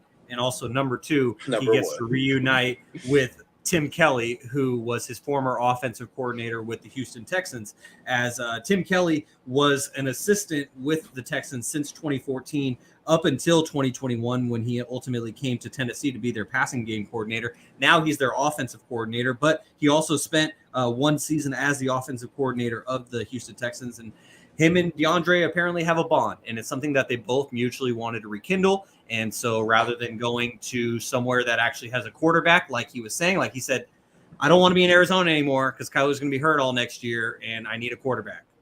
So you go to Ryan Tannehill, maybe Levis. We don't know. Yeah, maybe Levis, who fell into the second round. Maybe he's the solution. Maybe I'm already forgetting. I was going to say, I remember Malik. I couldn't remember his last name. Exactly. Malik Willis. Thank you, Gary, for being on top of that one. Malik Willis, who got drafted out of Liberty last year in the third round. Seems like he's already not the answer for them. At least, why else would you draft Will Levis if you thought you had the answer in Malik Willis? And so it's really interesting. Like Toddy was saying, I think Hopkins is still going to get his stats. Whether if it contributes more to wins, that's a little more questionable to me. So it'll be hope really he stays healthy. I hope he stays healthy too. I really do, because I, along with Toddy, was one of those people knocking on Kevin's door and man, there's no way that he's not top 10. There's no way. But I mean, this is stats over politics, and Kevin did prove us wrong with a 2-season sample size. So yeah, I was just about to look at the ratio. Right. So, guys, we're an hour 20 into the podcast, and I know that I sent you a lengthy list of topics. We're going to start to trim things down. We can't trim our two current segments. It's time. Yes, time for that time. But let me get back to this ratio. 51 votes, 31 yeses, 20 no's to D-Hop is not a top 10 wide receiver. I just have to make sure I threw that in there. But we are getting back to the I hope D-Hop hears this. shit, me too. Just you ain't even gotta say nothing, just hear it. But we're moving into factor cap. And I was really, really, really hoping we would have been able to ask him this question, man. He gave a lot of bit of insight on this tight end, so I want to start the question. I have the question for factor cap. Toddy, I'm gonna go to you first. Dallas Goedert is the 4th best tight end in the NFL. Factor cap. Dallas Goedert, he plays for the Philadelphia Eagles. I'm trying to think. Okay, so we got Kittle, Trav. Those are 1 and 2. 3, Mark Andrews is probably in there. No. 4, just thinking of tight ends. Hawkinson. TJ, he's been a former Pro Bowler. I think I said this in our group chat is very legendary. It goes all the way back. It goes way back to last year. I think I said TJ was better than Goddard at that time, but I think that was before last season. I think it was coming off of his Pro Bowl year. So I think Goddard had a better year than Hawkinson last year. Waller. Yeah. He's just not. Pat Frymuth, my guy. Anyways. Stop it. There's always still love. What's the tight end's name for the Bills? Dawson Knox. Dawson Knox. Yes, Dawson Knox. Little man. I'll say fact for right now. I'm just looking at guys like Goddard is kind of like in that 4 or 5 conversation. Like Garrett was saying, or Evan Neal's a guy that's who just or Evan Ingram said Evan Neal. Taysom Hill. Let's stop that. But I think Goddard just he's a very solid tight end. He's going to give you consistent numbers. I thought Ertz was in there at one point in time when they had them both, but obviously Ertz was getting older and more expensive, so they had Goddard to kind of be the guy. Who's the tight end that was for the Cowboys? Jew could probably attest to this, but he's on the Texans. Dalton Schultz. Dalton Schultz. Schultz is in there too. So I would argue fact. Just I think he's kind of like in the conversation with all of those 4 or 5 guys. But I think there's 3 like solid like Kittle or Trav Kittle and Cheers. And Andrews. and Mark Andrews are like the 3 best. And then 4 or 5 you can kind of argue. I think Pitts is in there too. He's been hurt. I've said this in the group chat that he could for sure be a top 5 tight end. But he hasn't really provided the numbers yet. But still very young in this league. I think coming off of his 2nd year. So we'll see where that goes. But for now, I'll say fact Dallas Goedert is 4th best tight end in the NFL. All right, Shaun, we'll go to you next. Is Dallas Goedert the 4th best tight end in the NFL? Factor cap. Stop the cap, Kevin. Come on. Stop the cap. Okay, so like Toddy said, I think there's levels to this. So tier 1, Travis Kelce by himself. Yeah. He's up here by himself. Thank God there's Niners fans. I didn't know There's a drop off. And then we got tier 2. Tier 2, I got Mark Andrews and George Kittle. Tier 3, that's where I got TJ Hawkinson, Darren Waller, and a Dallas Goedert. So Dallas Goedert is in my 3rd tier, but does that mean that he's a top 4 tight end? Nah, he's not, because I personally would take TJ Hawkinson over him. We saw what TJ Hawkinson did once he went to the Vikings and how he became the 2nd option, obviously behind Jetta. Justin Jefferson is going to be the guy no matter what. Exactly. And so we saw TJ Hawkinson become even more of a force when he got traded to the Vikings. And so I'm taking TJ Hawkinson over Dallas Goedert. That's my top 4 right there. You could argue Darren Waller. Darren Waller needs to stay healthy first before I would on it, because health is the main argument behind all of my topics or all of my thoughts and opinions, just like we talk about so much in the NBA. And so because of that, I'll say that Dallas Goedert is better than Darren Waller, at least what we saw from the last couple seasons, because Darren Waller hasn't been able to stay healthy. But is he a top 4? Is he the 4th best tight end in the NFL? No, I'll take Kelce, Kittle, Andrews and Hawkinson over him. So I'm sorry, Kevin. Best I can do is top 5. So, This is getting insane, and I promise you guys, if I hear Pat Fairmouth come through my fucking headset, I might break my He's laptop. about to come So, Gary, I'm coming to you next. Is Dallas Goedert the 4th best tight end in the NFL? Oh, yeah. Fact, Kev. I'll give it to him in the beginning of the year right now. I would say that he's top 4 right now. Even though part of me, he's right now. Only thing that actually was kind of making me a little bit, I started like hearing Shaun. I was like, you know what? I forgot that the Philadelphia Eagles got a lot of help. How many Batmans you guys got over there again? Maybe it's a little easy for a Dallas Goedert over there. Maybe, I don't know. That's what I would start thinking. But since he's attendee to the Super Bowl, not Super Bowl champion, attendee to the Super Bowl. I'm gonna give him a fact top 4 right now. Again, I'm not trying to repeat everything that Vaughn and Shaun said. Basically, all the guys are kind of in the mix, where I feel like they're nipping at his feet, like you just mentioned. Like again, Kyle Pitts. Again, Pat Fairmouth is coming. Kevin, just to let you guys know right now. Can you explain to us Pat Fairmouth? Who I'm pretty sure he made an all-rookie team. Yeah, he did. It says right there, made an all-rookie team last year. I don't even know. Come on now. All right, well, we're gonna see, but just let you know it's fact for right now. I was gonna say, Shaun, pull up pending fact. How do you say his name? What's the name? Pat Fairmouth. Pat Fairmouth. Let's look up Pat Fairmouth stuff. But go ahead, Kev. I'm gonna let you go. Steelers trusted him.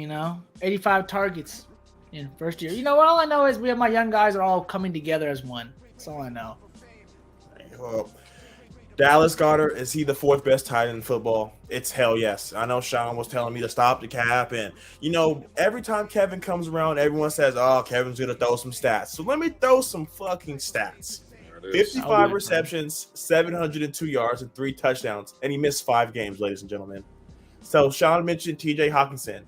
He's a wide receiver too. Like Gary mentioned, there's a loaded wide receiver room in Philly. So the guys we talked about, Mark Andrews is arguably the wide receiver 1. Now that Odell's coming into town, he may be 1A, 1B. We talked about Travis Kelce.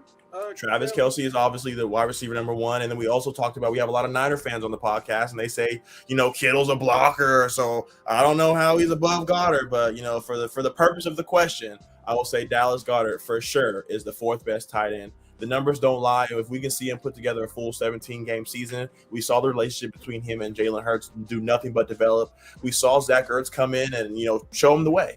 So now Dallas Goedert gets to step into his shoes, and I'm expecting a big year from him if he can stay healthy. And we're seeing 1,000 yards, and it's going to be nasty. We might have to have a white Batman. What were his stats, Kev, last year? 702 yards, 55 receptions in 12 games. Okay, I'm looking at the dude that Gary was talking about. We have 63 receptions, 732 yards, and 2 touchdowns. Those are better numbers than. Yeah, but what Kevin will tell you is Young Buck is coming. All right, it's 5 games. Hey. Yeah. So you telling me he played 17 games and got 30 more yards? 16, but yeah. The young Buck is coming, kid. That's all I'm saying. I'm not saying that now. I never heard of the dude, so I'm just looking up the stat. Come on, Toddy. Keep your eye open, Vaughn. Toddy doesn't play fantasy football. I say, yeah, Toddy, that's how I learned about him. Fantasy. Week 1, you'll know about him. Week 1, you'll know about him. Week 1, you know about him. Not worried about him. Let him know. Hey, so just to be clear, we're all peer pressuring Toddy into playing into our Stats Over Politics. 1,000%. He has to. Yeah. Coming soon. 1,000%.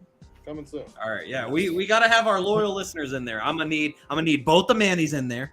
I'm gonna need Dre. I'm gonna need Wes. I'm gonna need all the regulars. Manny think he's so good at fantasy, bro. He thinks he's a fantasy god. I don't think he's won a single playoff game, and we've been doing it for 3 years, and he talks the most stuff because he's the only one in our. We have 2 actual guys that play football, so yeah. Manny think he knows all and bees all. Oh, he's like the offensive. Oh yeah, you know him. And then he's also biased, so he's also going to have a couple Seahawks. He has to. So.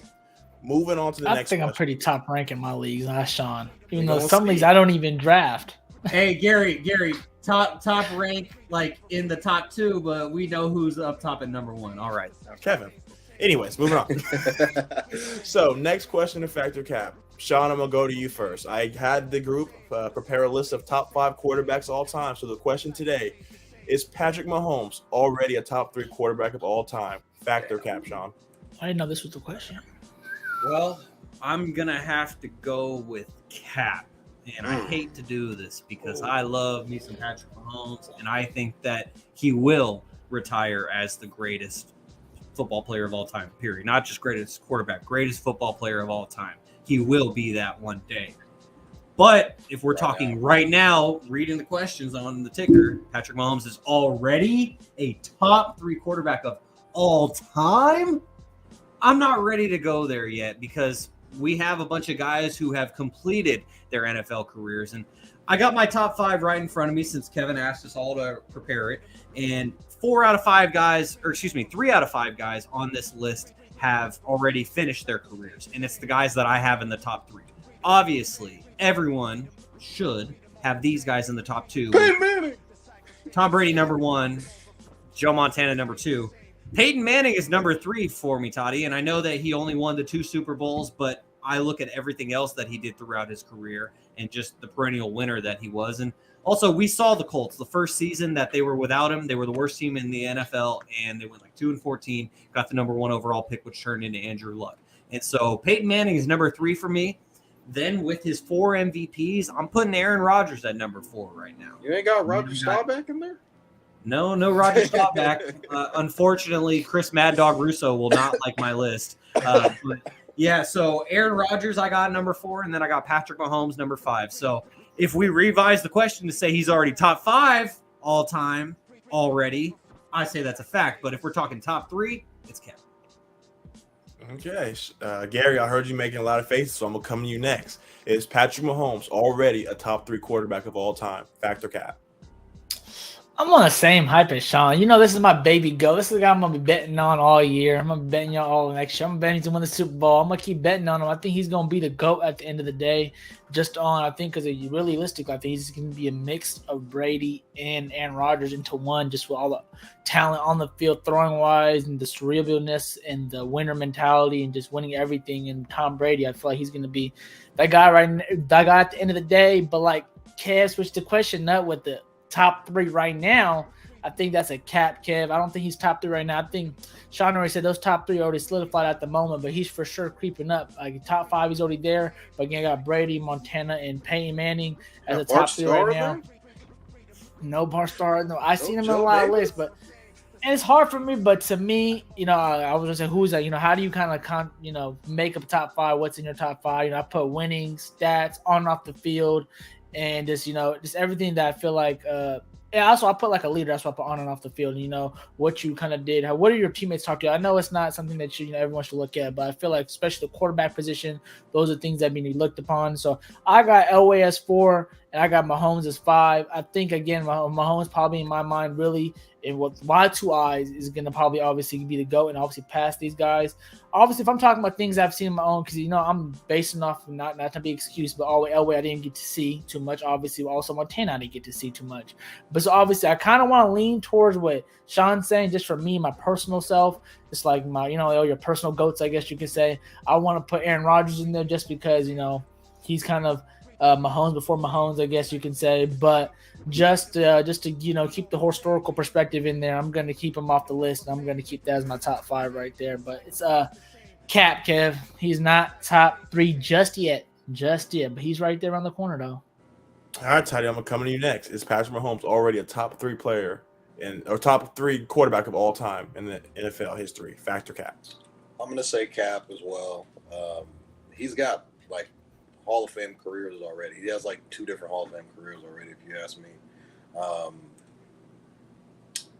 There's just the numbers they're too far stretched as far as passing touchdowns, passing yards go. This is Mahomes. Like time to put in. It's like 5th year. Like what is this, 4th, 5th year?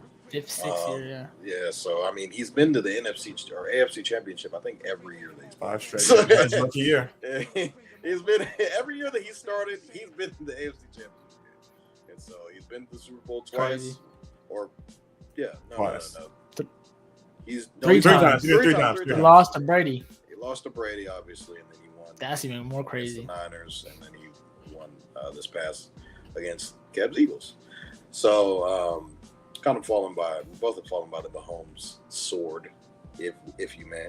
But my top 5 quarterbacks, I got I have obviously I was going to Tom mention Brady Dan number Marino one. real quick. Yeah, I was gonna say Tom Brady 1. I got Joe 2. Joe cool, obviously. 9 are great. 3, I have Drew Brees. Over I'm just Peyton going off. Manning? I'm going off the numbers. TikTok, say hello. He's got a lot of. I'll just go. I think he's third. He's second in passing touchdowns. He's got 571. Pass yards, I think he's like top 5 as well. He's actually second, so he has more pass yards. And Terry Bradshaw's better than him. Brett Favre's better than him. Steve Young's better than him. Anyways, keep going. Oh boy! All right. Yeah, he has more Super Bowls, but that's okay. But Drew Brees has 80,000 pass yards. That ain't the end all be all now. Come on now, Vaughn.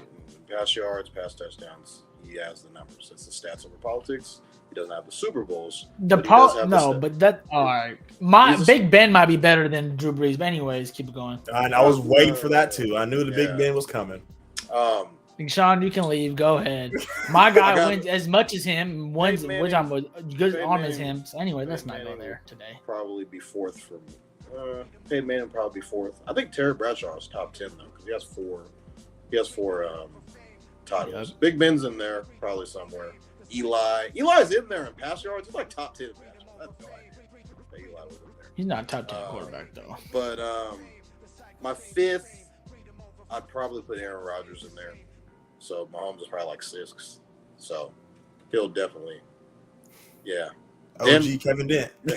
It's not me commenting. I got you. But Dan Marino, he for sure has the stats as far as like my stats argument for Drew Brees. He's top 10 in pass yards and pass touchdowns as well, and his completion percentage is like off the charts too.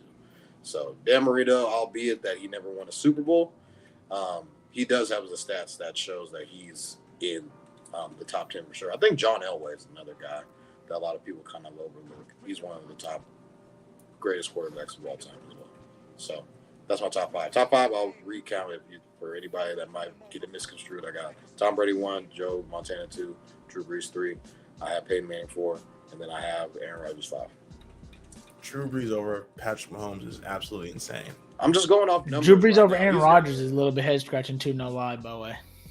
I mean, the numbers say, the stats say. His number is on the field play. Says your eyeballs say. The numbers, same amount of wins say. Okay, you can watch all the eyeballs, whatever. The stats Leave show. Scotty alone. the stats show that Drew Brees is the top 5 quarterback. I think Mahomes is going to be better than Drew Brees because he already. Bill Russell's the GOAT. RIP to him. RIP to him though. RIP to him. I think that I think Pat's going to end up passing a bunch of these guys on this list just based off his career and how it started already. These MVPs, Super Bowl MVPs, and rings. He's going to end up passing them in stats because he puts up crazy stats every game too. So he just has to put in the work that Gary has. He already mentioned it. This is like year 5 or year 6 for him. So he's still very young in his career. He's got a whole another 10, 12, 15 more years to play. All right, you guys put me in the seats, and I will gladly sit in it. Is Patrick Mahomes already a top 3 quarterback of all time? I'm going to say yes. My dad's going to hate it. So 1, we all have Tom Brady. 2, it has to be Joe Montana. And 3, it has to be Patrick Mahomes. You guys, let me go off a list of quarterbacks with 2 championship rings. We have Terry Bradshaw, Tom Brady, Peyton Manning, Joe Montana, Big Ben, Eli, John Elway, Troy Aikman, Bart Starr, Roger Staubach, Jim Plunkett, and you say Drew yet? Oh, I missed Drew. My bad. So he's already on this list, and he's in year 6. Toddy's mentioned that he's been to 5 straight AFC championships, and he already has 2 championships coming out of it, and he's still playing. So I really went back and forth with him and Peyton. Peyton has 2 rings, but Peyton's not playing anymore. So it's really hard to make that comparison. But as of what we've seen with our own 2 eyes, like Gary's been saying, I think it has to be Patrick Mahomes next. I think Patrick Mahomes is a solidified top 3 quarterback of all time right now if he decided to hang him out. Let's not get the OGs mad. Yeah, Shaun, Drew only had 1 ring. My guy has 2, just FYI. Second of all, I just wanted to make sure that we don't get the OGs mad. I see your dad saying everything. I did have Marino, my bad, hitting the mic. Marino and Elway neck and neck right there. Just not to get the OGs mad. I'm sorry about that, y'all. But Hey, my uncle's Manny's probably getting mad at me right now too, but it's all good. Y'all ain't got Roger Staubach on this list. Y'all Yeah. tripping. Oh, maybe you should unsmooch Shaun, yourself. mute it. Thank you. I appreciate it. I was typing away and I didn't want everyone to hear my click clack. What I do understand is the Dan Marino being mentioned in it. What I don't understand is like anyone, like Toddy was joking, like a Roger Staubach or anything. But as Kevin Dent Jr. says, he hasn't played long enough to be top 3, and that's exactly why I say it's Cap. But your son wanted to be the devil's advocate for Gary. So we had 2 football questions, and we are basically a football and basketball podcast, so I had to throw in a basketball topic. We've seen the Phoenix Suns be very, very aggressive. Is it going to work? We don't know. Is there another another piece on this chessboard they can move? Fact or cap? The Phoenix Suns will trade DeAndre Ayton. Toddy, I'm gonna go to you first. I thought they were going to trade him, but then I kind of saw the offseason acquisitions to like fill out the roster.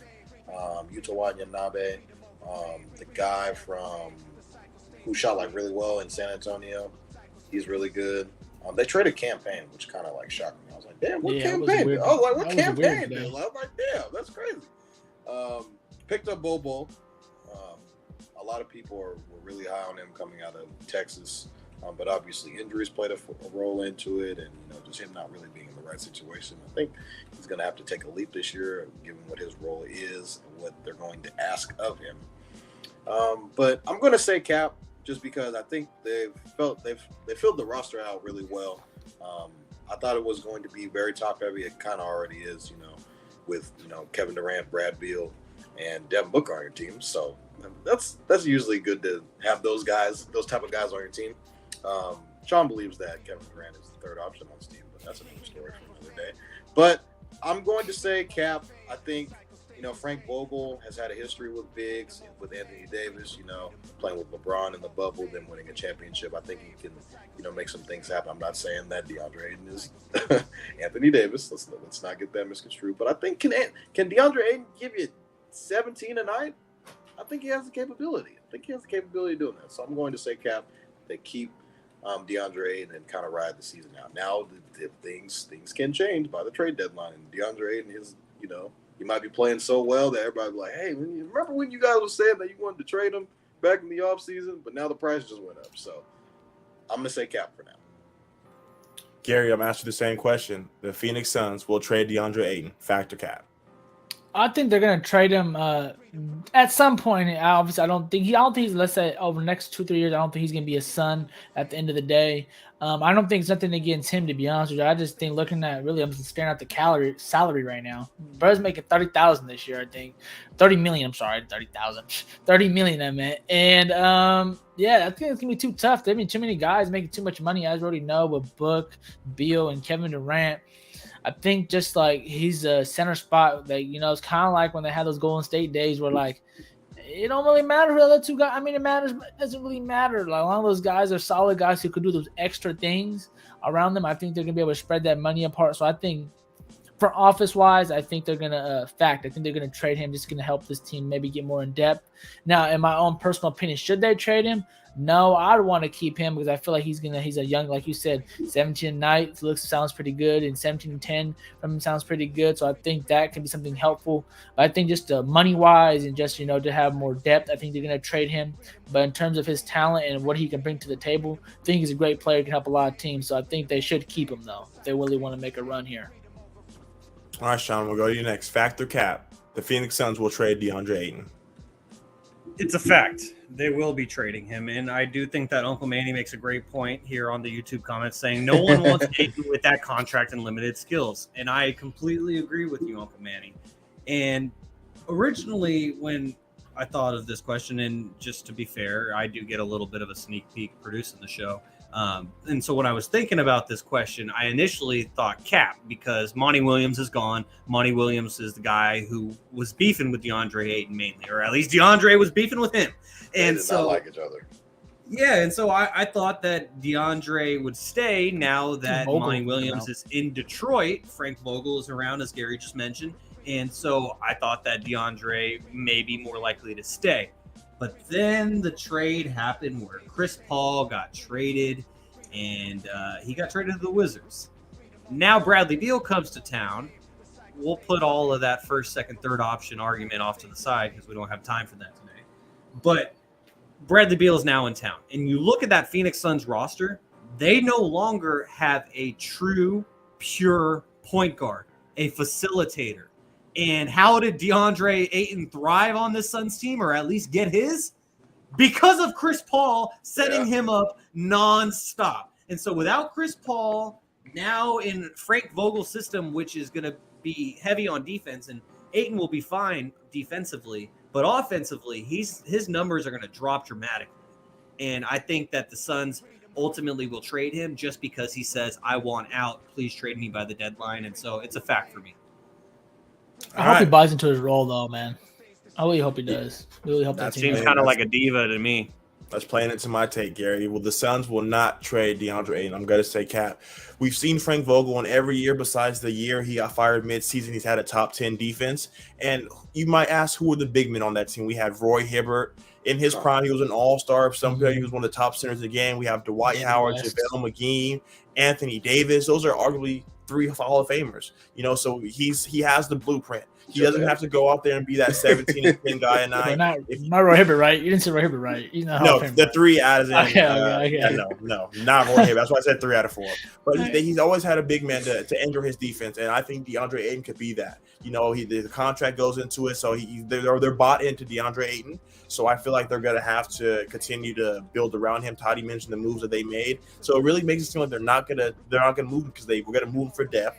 And they end up getting a lot of that depth in free agency. So I think the Phoenix Suns are going to really have their defense be built around DeAndre Ayton. And I think this time next year we'll have a different picture of what we think about DeAndre Ayton because I don't know whose podcast it was, but he basically said, Draymond Green on the Paul George one, they said DeAndre Ayton was a bust. So everyone has this narrative of him being this number 1 pick and what the number 1 pick is supposed to stand for and what it's supposed to be.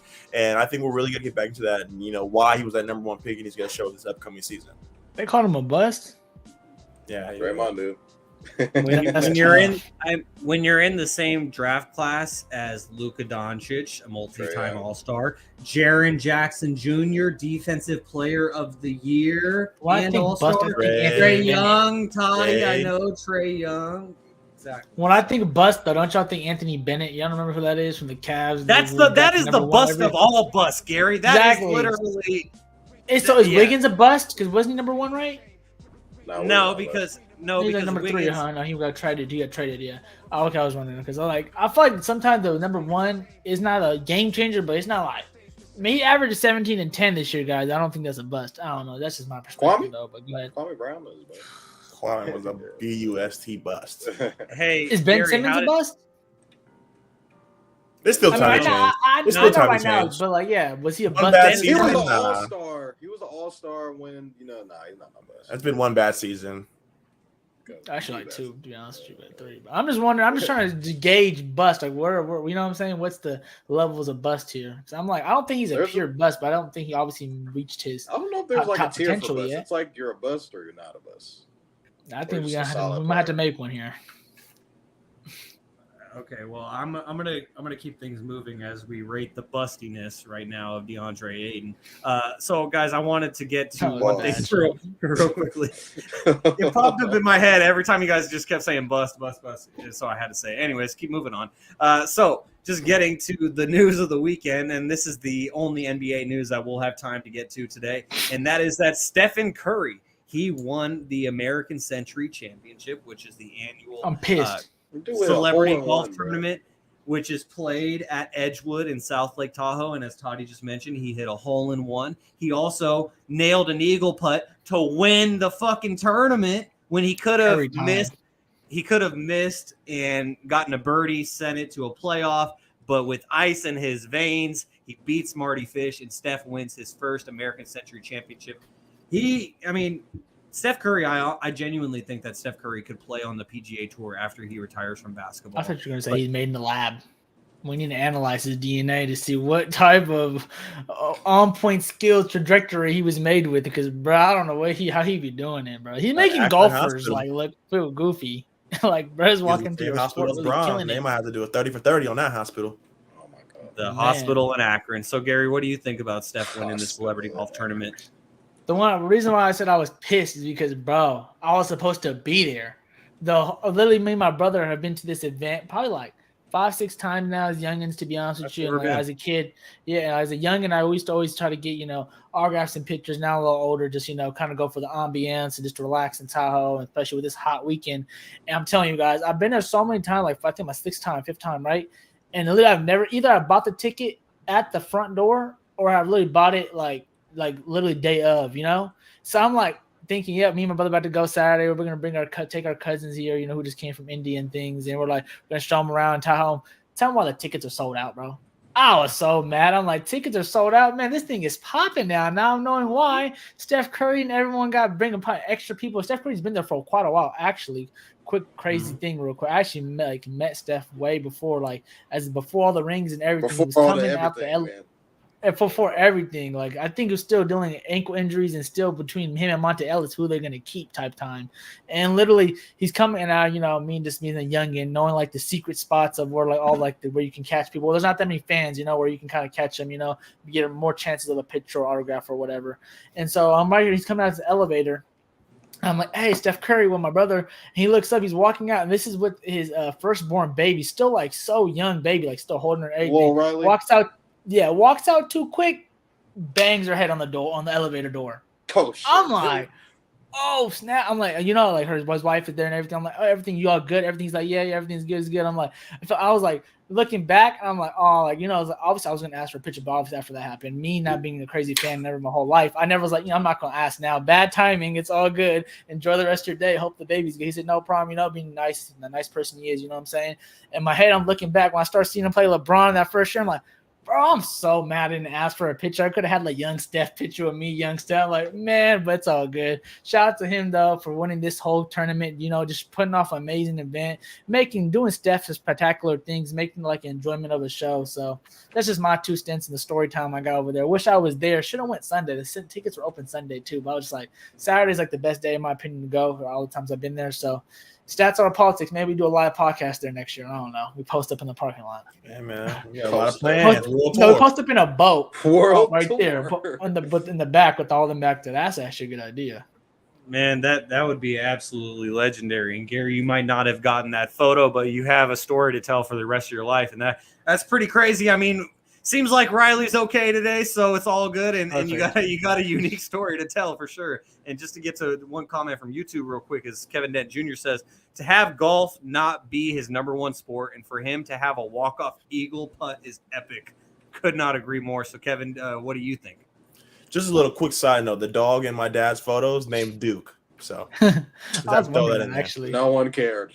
I just had to throw it in there, man. Someone might be like, "Oh, cute dog." Well, now you know the name's dog. The dog's name is Duke. What did I think about this? I was watching it on TikTok and I saw it, and it's just, it's like Toddy said, we got to test this dude. This, he can just do anything. So I'm definitely gonna be. I would be surprised if we didn't see him on a tour after. I'm sure he's made enough money, so at some point, all guys when they retire, either they a lifetime deal. Either they go into the booth or they just disappear.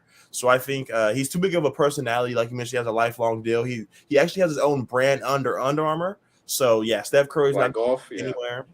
So I think he could definitely be the face of the PGA Tour. And I know I don't know much about the new brand coming up, but I mean, shit, that'd be a great way to start if you get Steph Curry to play on your tour. The Live, is it called Live Live? Live, yeah. Oh yeah. Yeah, it's called the Live Tour, and the controversy behind it is that it's owned by a bunch of people in Saudi Arabia, and then people wanted to correlate it to 9/11. But it seems like all the Saudi princes are just buying anything that they possibly can, whether if it be a golf league, which is now the Live Tour, which was supposed to be competing with the PGA Tour, they ultimately ended up buying out the PGA Tour, and now they're merging together. And when they were talking hella smack in the beginning too. Exactly. And now there's some Saudi investors who now own the majority of the Washington Wizards and Washington Capitals. And they're about to start getting into a whole bunch of everything. Watch. It's a takeover. So, Toddy, what did you think about Steph winning this tournament?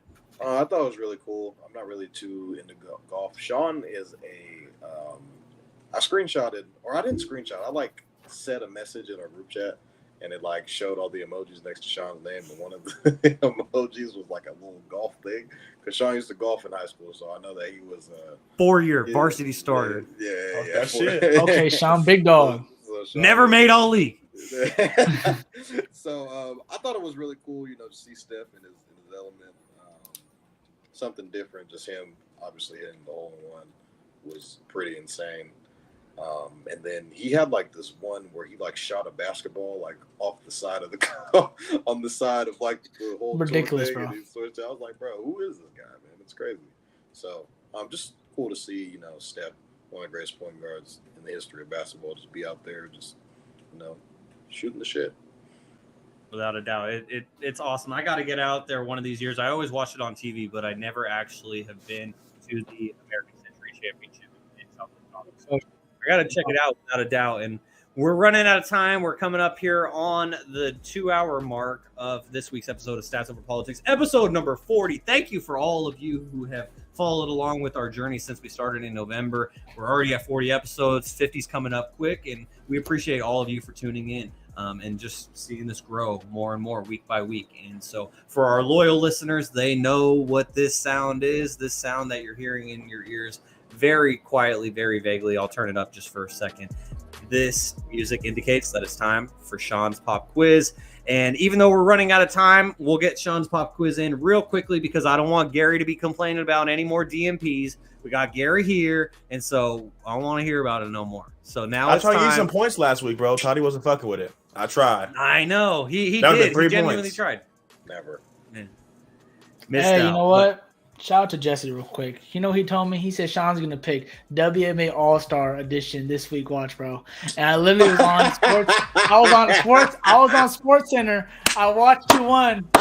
I damn forgot everyone's name now. I remember everyone's name before, bro, and I forgot. And I'm going to look at that, write it in my notes, and did not write it in my notes. I'll just close off everything. Jesse, you're right, bro. He knew you, bro. Shout out to Jesse. He said he knew it. I was like, Jesse knew me better than you did. He told me like Wednesday too. He's like, he's gonna have it. Watch this, Gary. You better be prepared, bro. He's about to hit you. He's about to hit you with the part 2. I know. I was like, I'm prepared. Like, I don't know who won. Now I didn't forgot the names. Like, oh well, now. Go world. All right, Gary. Well, this is WNBA All-Star Edition Part 2. We talked about the All-Stars before the game. The game was this past Saturday. I should have another episode of WNBA Social coming out on the podcast feeds hopefully this week. We'll see about that. Shameless plug. Had to get it in here. But anyways, we did have the All-Star game this past weekend. And so here are your questions. I got a question for each of you guys. And then I also have a bonus question this week. So after 39 episodes, Kevin remains lonely at the top with 23. Toddy has 18. And Gary has 14. So let's get to it, Gary. This is your question. This player won the 3-point shootout. Toddy, I see you. Kevin, you're second. So, Lloyd, Gary. Last name Lloyd. Is your final answer? Is this your final answer? Gary? Yes. The player that you're referring to is Jewel Lloyd, and that's your final answer is Jewel Lloyd. Yes. She wasn't even in it, huh? That was incorrect. All right, Toddy. I watched this too for the first 2 rounds. Toddy, you got a shot here now, as this is Shaun's Pop Quiz WNBA All-Star Edition Part 2. So, Toddy, you signaled first. This player won the 3-point shootout. Who is this player, Toddy? Sabrina Ionescu. Ding, ding, ding. That is correct. Oh, yeah. Can you spell it? Can you spell it? I-G. No. I-O-N-E-S-G-U. Oh, Kevin, you were so close. Kevin, you hit the nail on the head. It's not a G at the end. It's a C. I-O-N-E-S-C-U. I put the TikTok. That's what we're So kind of when you think about it phonetically, it's Ionescu, but it's Ionescu. So yeah. Sabrina Ionescu won the 3-point shootout. Gary, you said that you were studying the highlights. Apparently, you weren't studying them close enough because Sabrina I didn't watch the Ionescu highlights. Let's not say I studied the highlights. He studied them. Studying the highlights. So Sabrina Ionescu, she put on an absolute show. She hit 25 out of 27 3-pointers in the final round, and she hit 20 in a row at one point. Finished with 37 in the round, topping Steph Curry's record of 31 to set the record for the most points ever scored in a single round in the 3-point shootout. Men's or women's? Sabrina Ionescu did it. Toddy gets a point. So now, Toddy, you have climbed up to 19. You're 4 behind Kevin. And Toddy, all I'll say is that you're closer to first than you are to last. So there you go. Thank you. All right. So, Toddy, that was Gary's question. So now it is your turn. This is your question. This duo won the skills challenge. And so this is WNBA All-Star Edition 2. And this year, it was pretty unique where rather than having individual players participating in the skills challenge, they had duos from teams. So teammates were competing in the skills challenge. And this duo won the skills challenge this past Friday. What do you think, Toddy? Was it the twins from the Sparks? No, that is incorrect. That is the Samuelson twins. That was a good guess. Unfortunately, Katie Lou Samuelson is pregnant, and so she has been out for all of this season. Casual alert. Casual alert. So I didn't see Kevin or Don't Gary even call put me up a casual. hand I'm about to to try say and guess at all. Was it Griner? Damn, I should have just Rossi? broke down the winners of everything. Fuck. That probably would have been a good idea, Gary. So Should've. no other guesses? No This is my one has a comeback guess? week. Griner and Tarasi. That's my second guess. No, but that's a good one, Toddy. This duo is from the Las Vegas Aces, this duo being Chelsea Gray and Kelsey Plum. They won the skills challenge. And to be honest, Chelsea did a lot more than Kelsey did in this skills challenge because, to be honest, Kelsey Plum, she was bricking a lot of baskets in this skills challenge. But Chelsea Gray, she pulled her out from it, and she ultimately won the skills challenge for the Las Vegas Aces. So no one gets a point there. Moving on. Kevin, this is your question. WNBA All-Star Edition Part 2. So, Kevin, this player won All-Star Game MVP this past Saturday. It don't even matter. Put Toddy, your I name. saw you first. I already said the Sean. name. Gary, you're too. It second. doesn't matter. Okay. You already said well, you kind of already said the answer, but all right, earlier. But go ahead. Nope. Did I I already say- knew. I already knew. I already knew, definitely fellas. didn't say the answer, Gary. All right, because go ahead. You I'm definitely very did. precise with my words. I did. Oh, well. You did. You bro. definitely did, bro. Well, It's okay. Did I actually say it? Go Yes, ahead, Kevin. he literally said she did one to both of Whoa, these whoa, teams. whoa, whoa, whoa! Come on, bro! Don't be trying to ruin it for me. I did my homework, guys. Ask the Kevin, go question ahead. And let me get Kevin it said, I off. did my homework. Yeah, man. He was in Vegas. Jewel Lloyd. That is correct. And the Ding, only ding, ding. reason I got that is because it's the header on the TikTok on Instagram. I typed in MVP and it said Jewel Lloyd. Well, there you Or go. because Yeah. Sean, no lie though, Sean did say when I said Jewel Lloyd. No, he the definitely winner did. Of the, he said the No, winner of the damn, I hope All-Star that question MVP still game. comes up. Jewel Lloyd you're talking about, Gary. Well, if we're being honest, you guessed the wrong answer, and he was telling you it was the wrong answer. I know, yeah. Go ahead, Sean. You can listen back to it. I know you're not remembering. I'm right gonna now. have to listen back to it because, like, I have no recollection of actually saying the answer. It might have just slipped out because I got excited. I don't know, but I mean, He's like, yeah, let me Gary out on the full name and tell him the answer. I will. So, I mean, something that I'll just say this real quickly. You guys, if you watched back Sean's pop quiz, you would be able to tell something about my language when I'm asking you these questions or when I'm asking you about an answer you just gave. I'll just leave it there. You guys can review the tape and see if you can pick up on my mannerisms. But there's something that I do consistently, and I'll just leave it at that. So here's the bonus question. Sean's Pop Quiz WNBA All-Star Edition Part 2. Here on episode 40 of Stats Over Politics. We're about to get out of here, but this is a bonus question, which means it's a free-for-all. This player won 4 3-point contests from 2017 to 2022. Toddy, I saw you first. Gary and Kevin, they didn't even want to make an attempt. So, Toddy, this player won 4 3-point contests from 2017 to 2022. 4 out of 5 contests. There was no All-Star game in 2020. So, Toddy, who is this player? I'm gonna say Sabrina Ionescu again.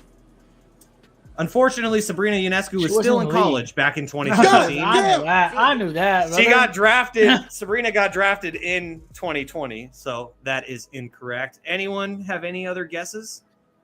Bird. All right, I'll give a Shoot hint. Bird. Nope, that's incorrect. I'll give a quick hint though. That I think that this is going to help. This person, she is married to Courtney Vandersloot of the New York Liberty. Wow. So New York Liberty, all-star point guard for the New York Liberty. Oh, I know it's Courtney Vandersloot's wife.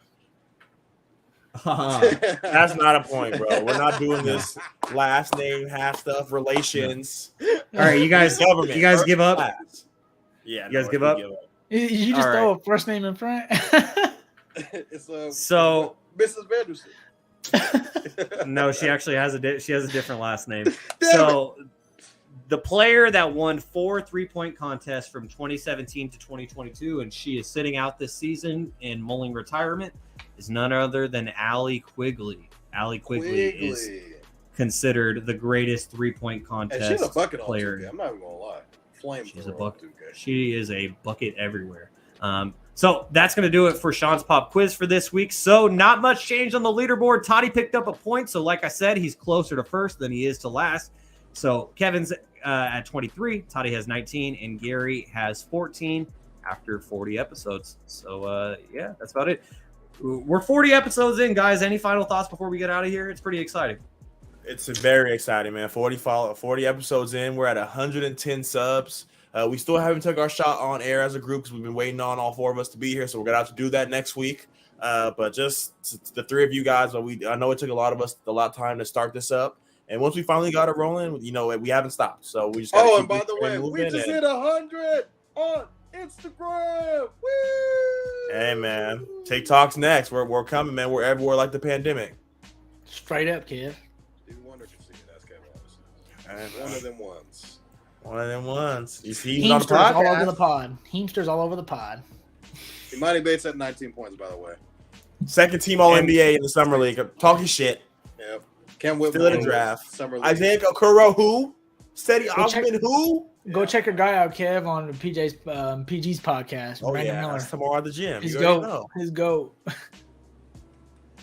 All right, guys. Well, that's going to do it for episode number 40 of Stats Over Politics. Make sure to give us a like on YouTube. It helps us a lot in terms of growth. If you like the show, hit subscribe to get notifications when we go live. Just in case if we have a bonus episode, as we did last Wednesday with Kenny Caraway from D-Lo and KC on ESPN 1320. If you haven't gotten a chance to check out that episode, make sure to check it out. It was a good one. You can follow us on Instagram and TikTok at Stats Over Politics and on Twitter at Stats or Politics.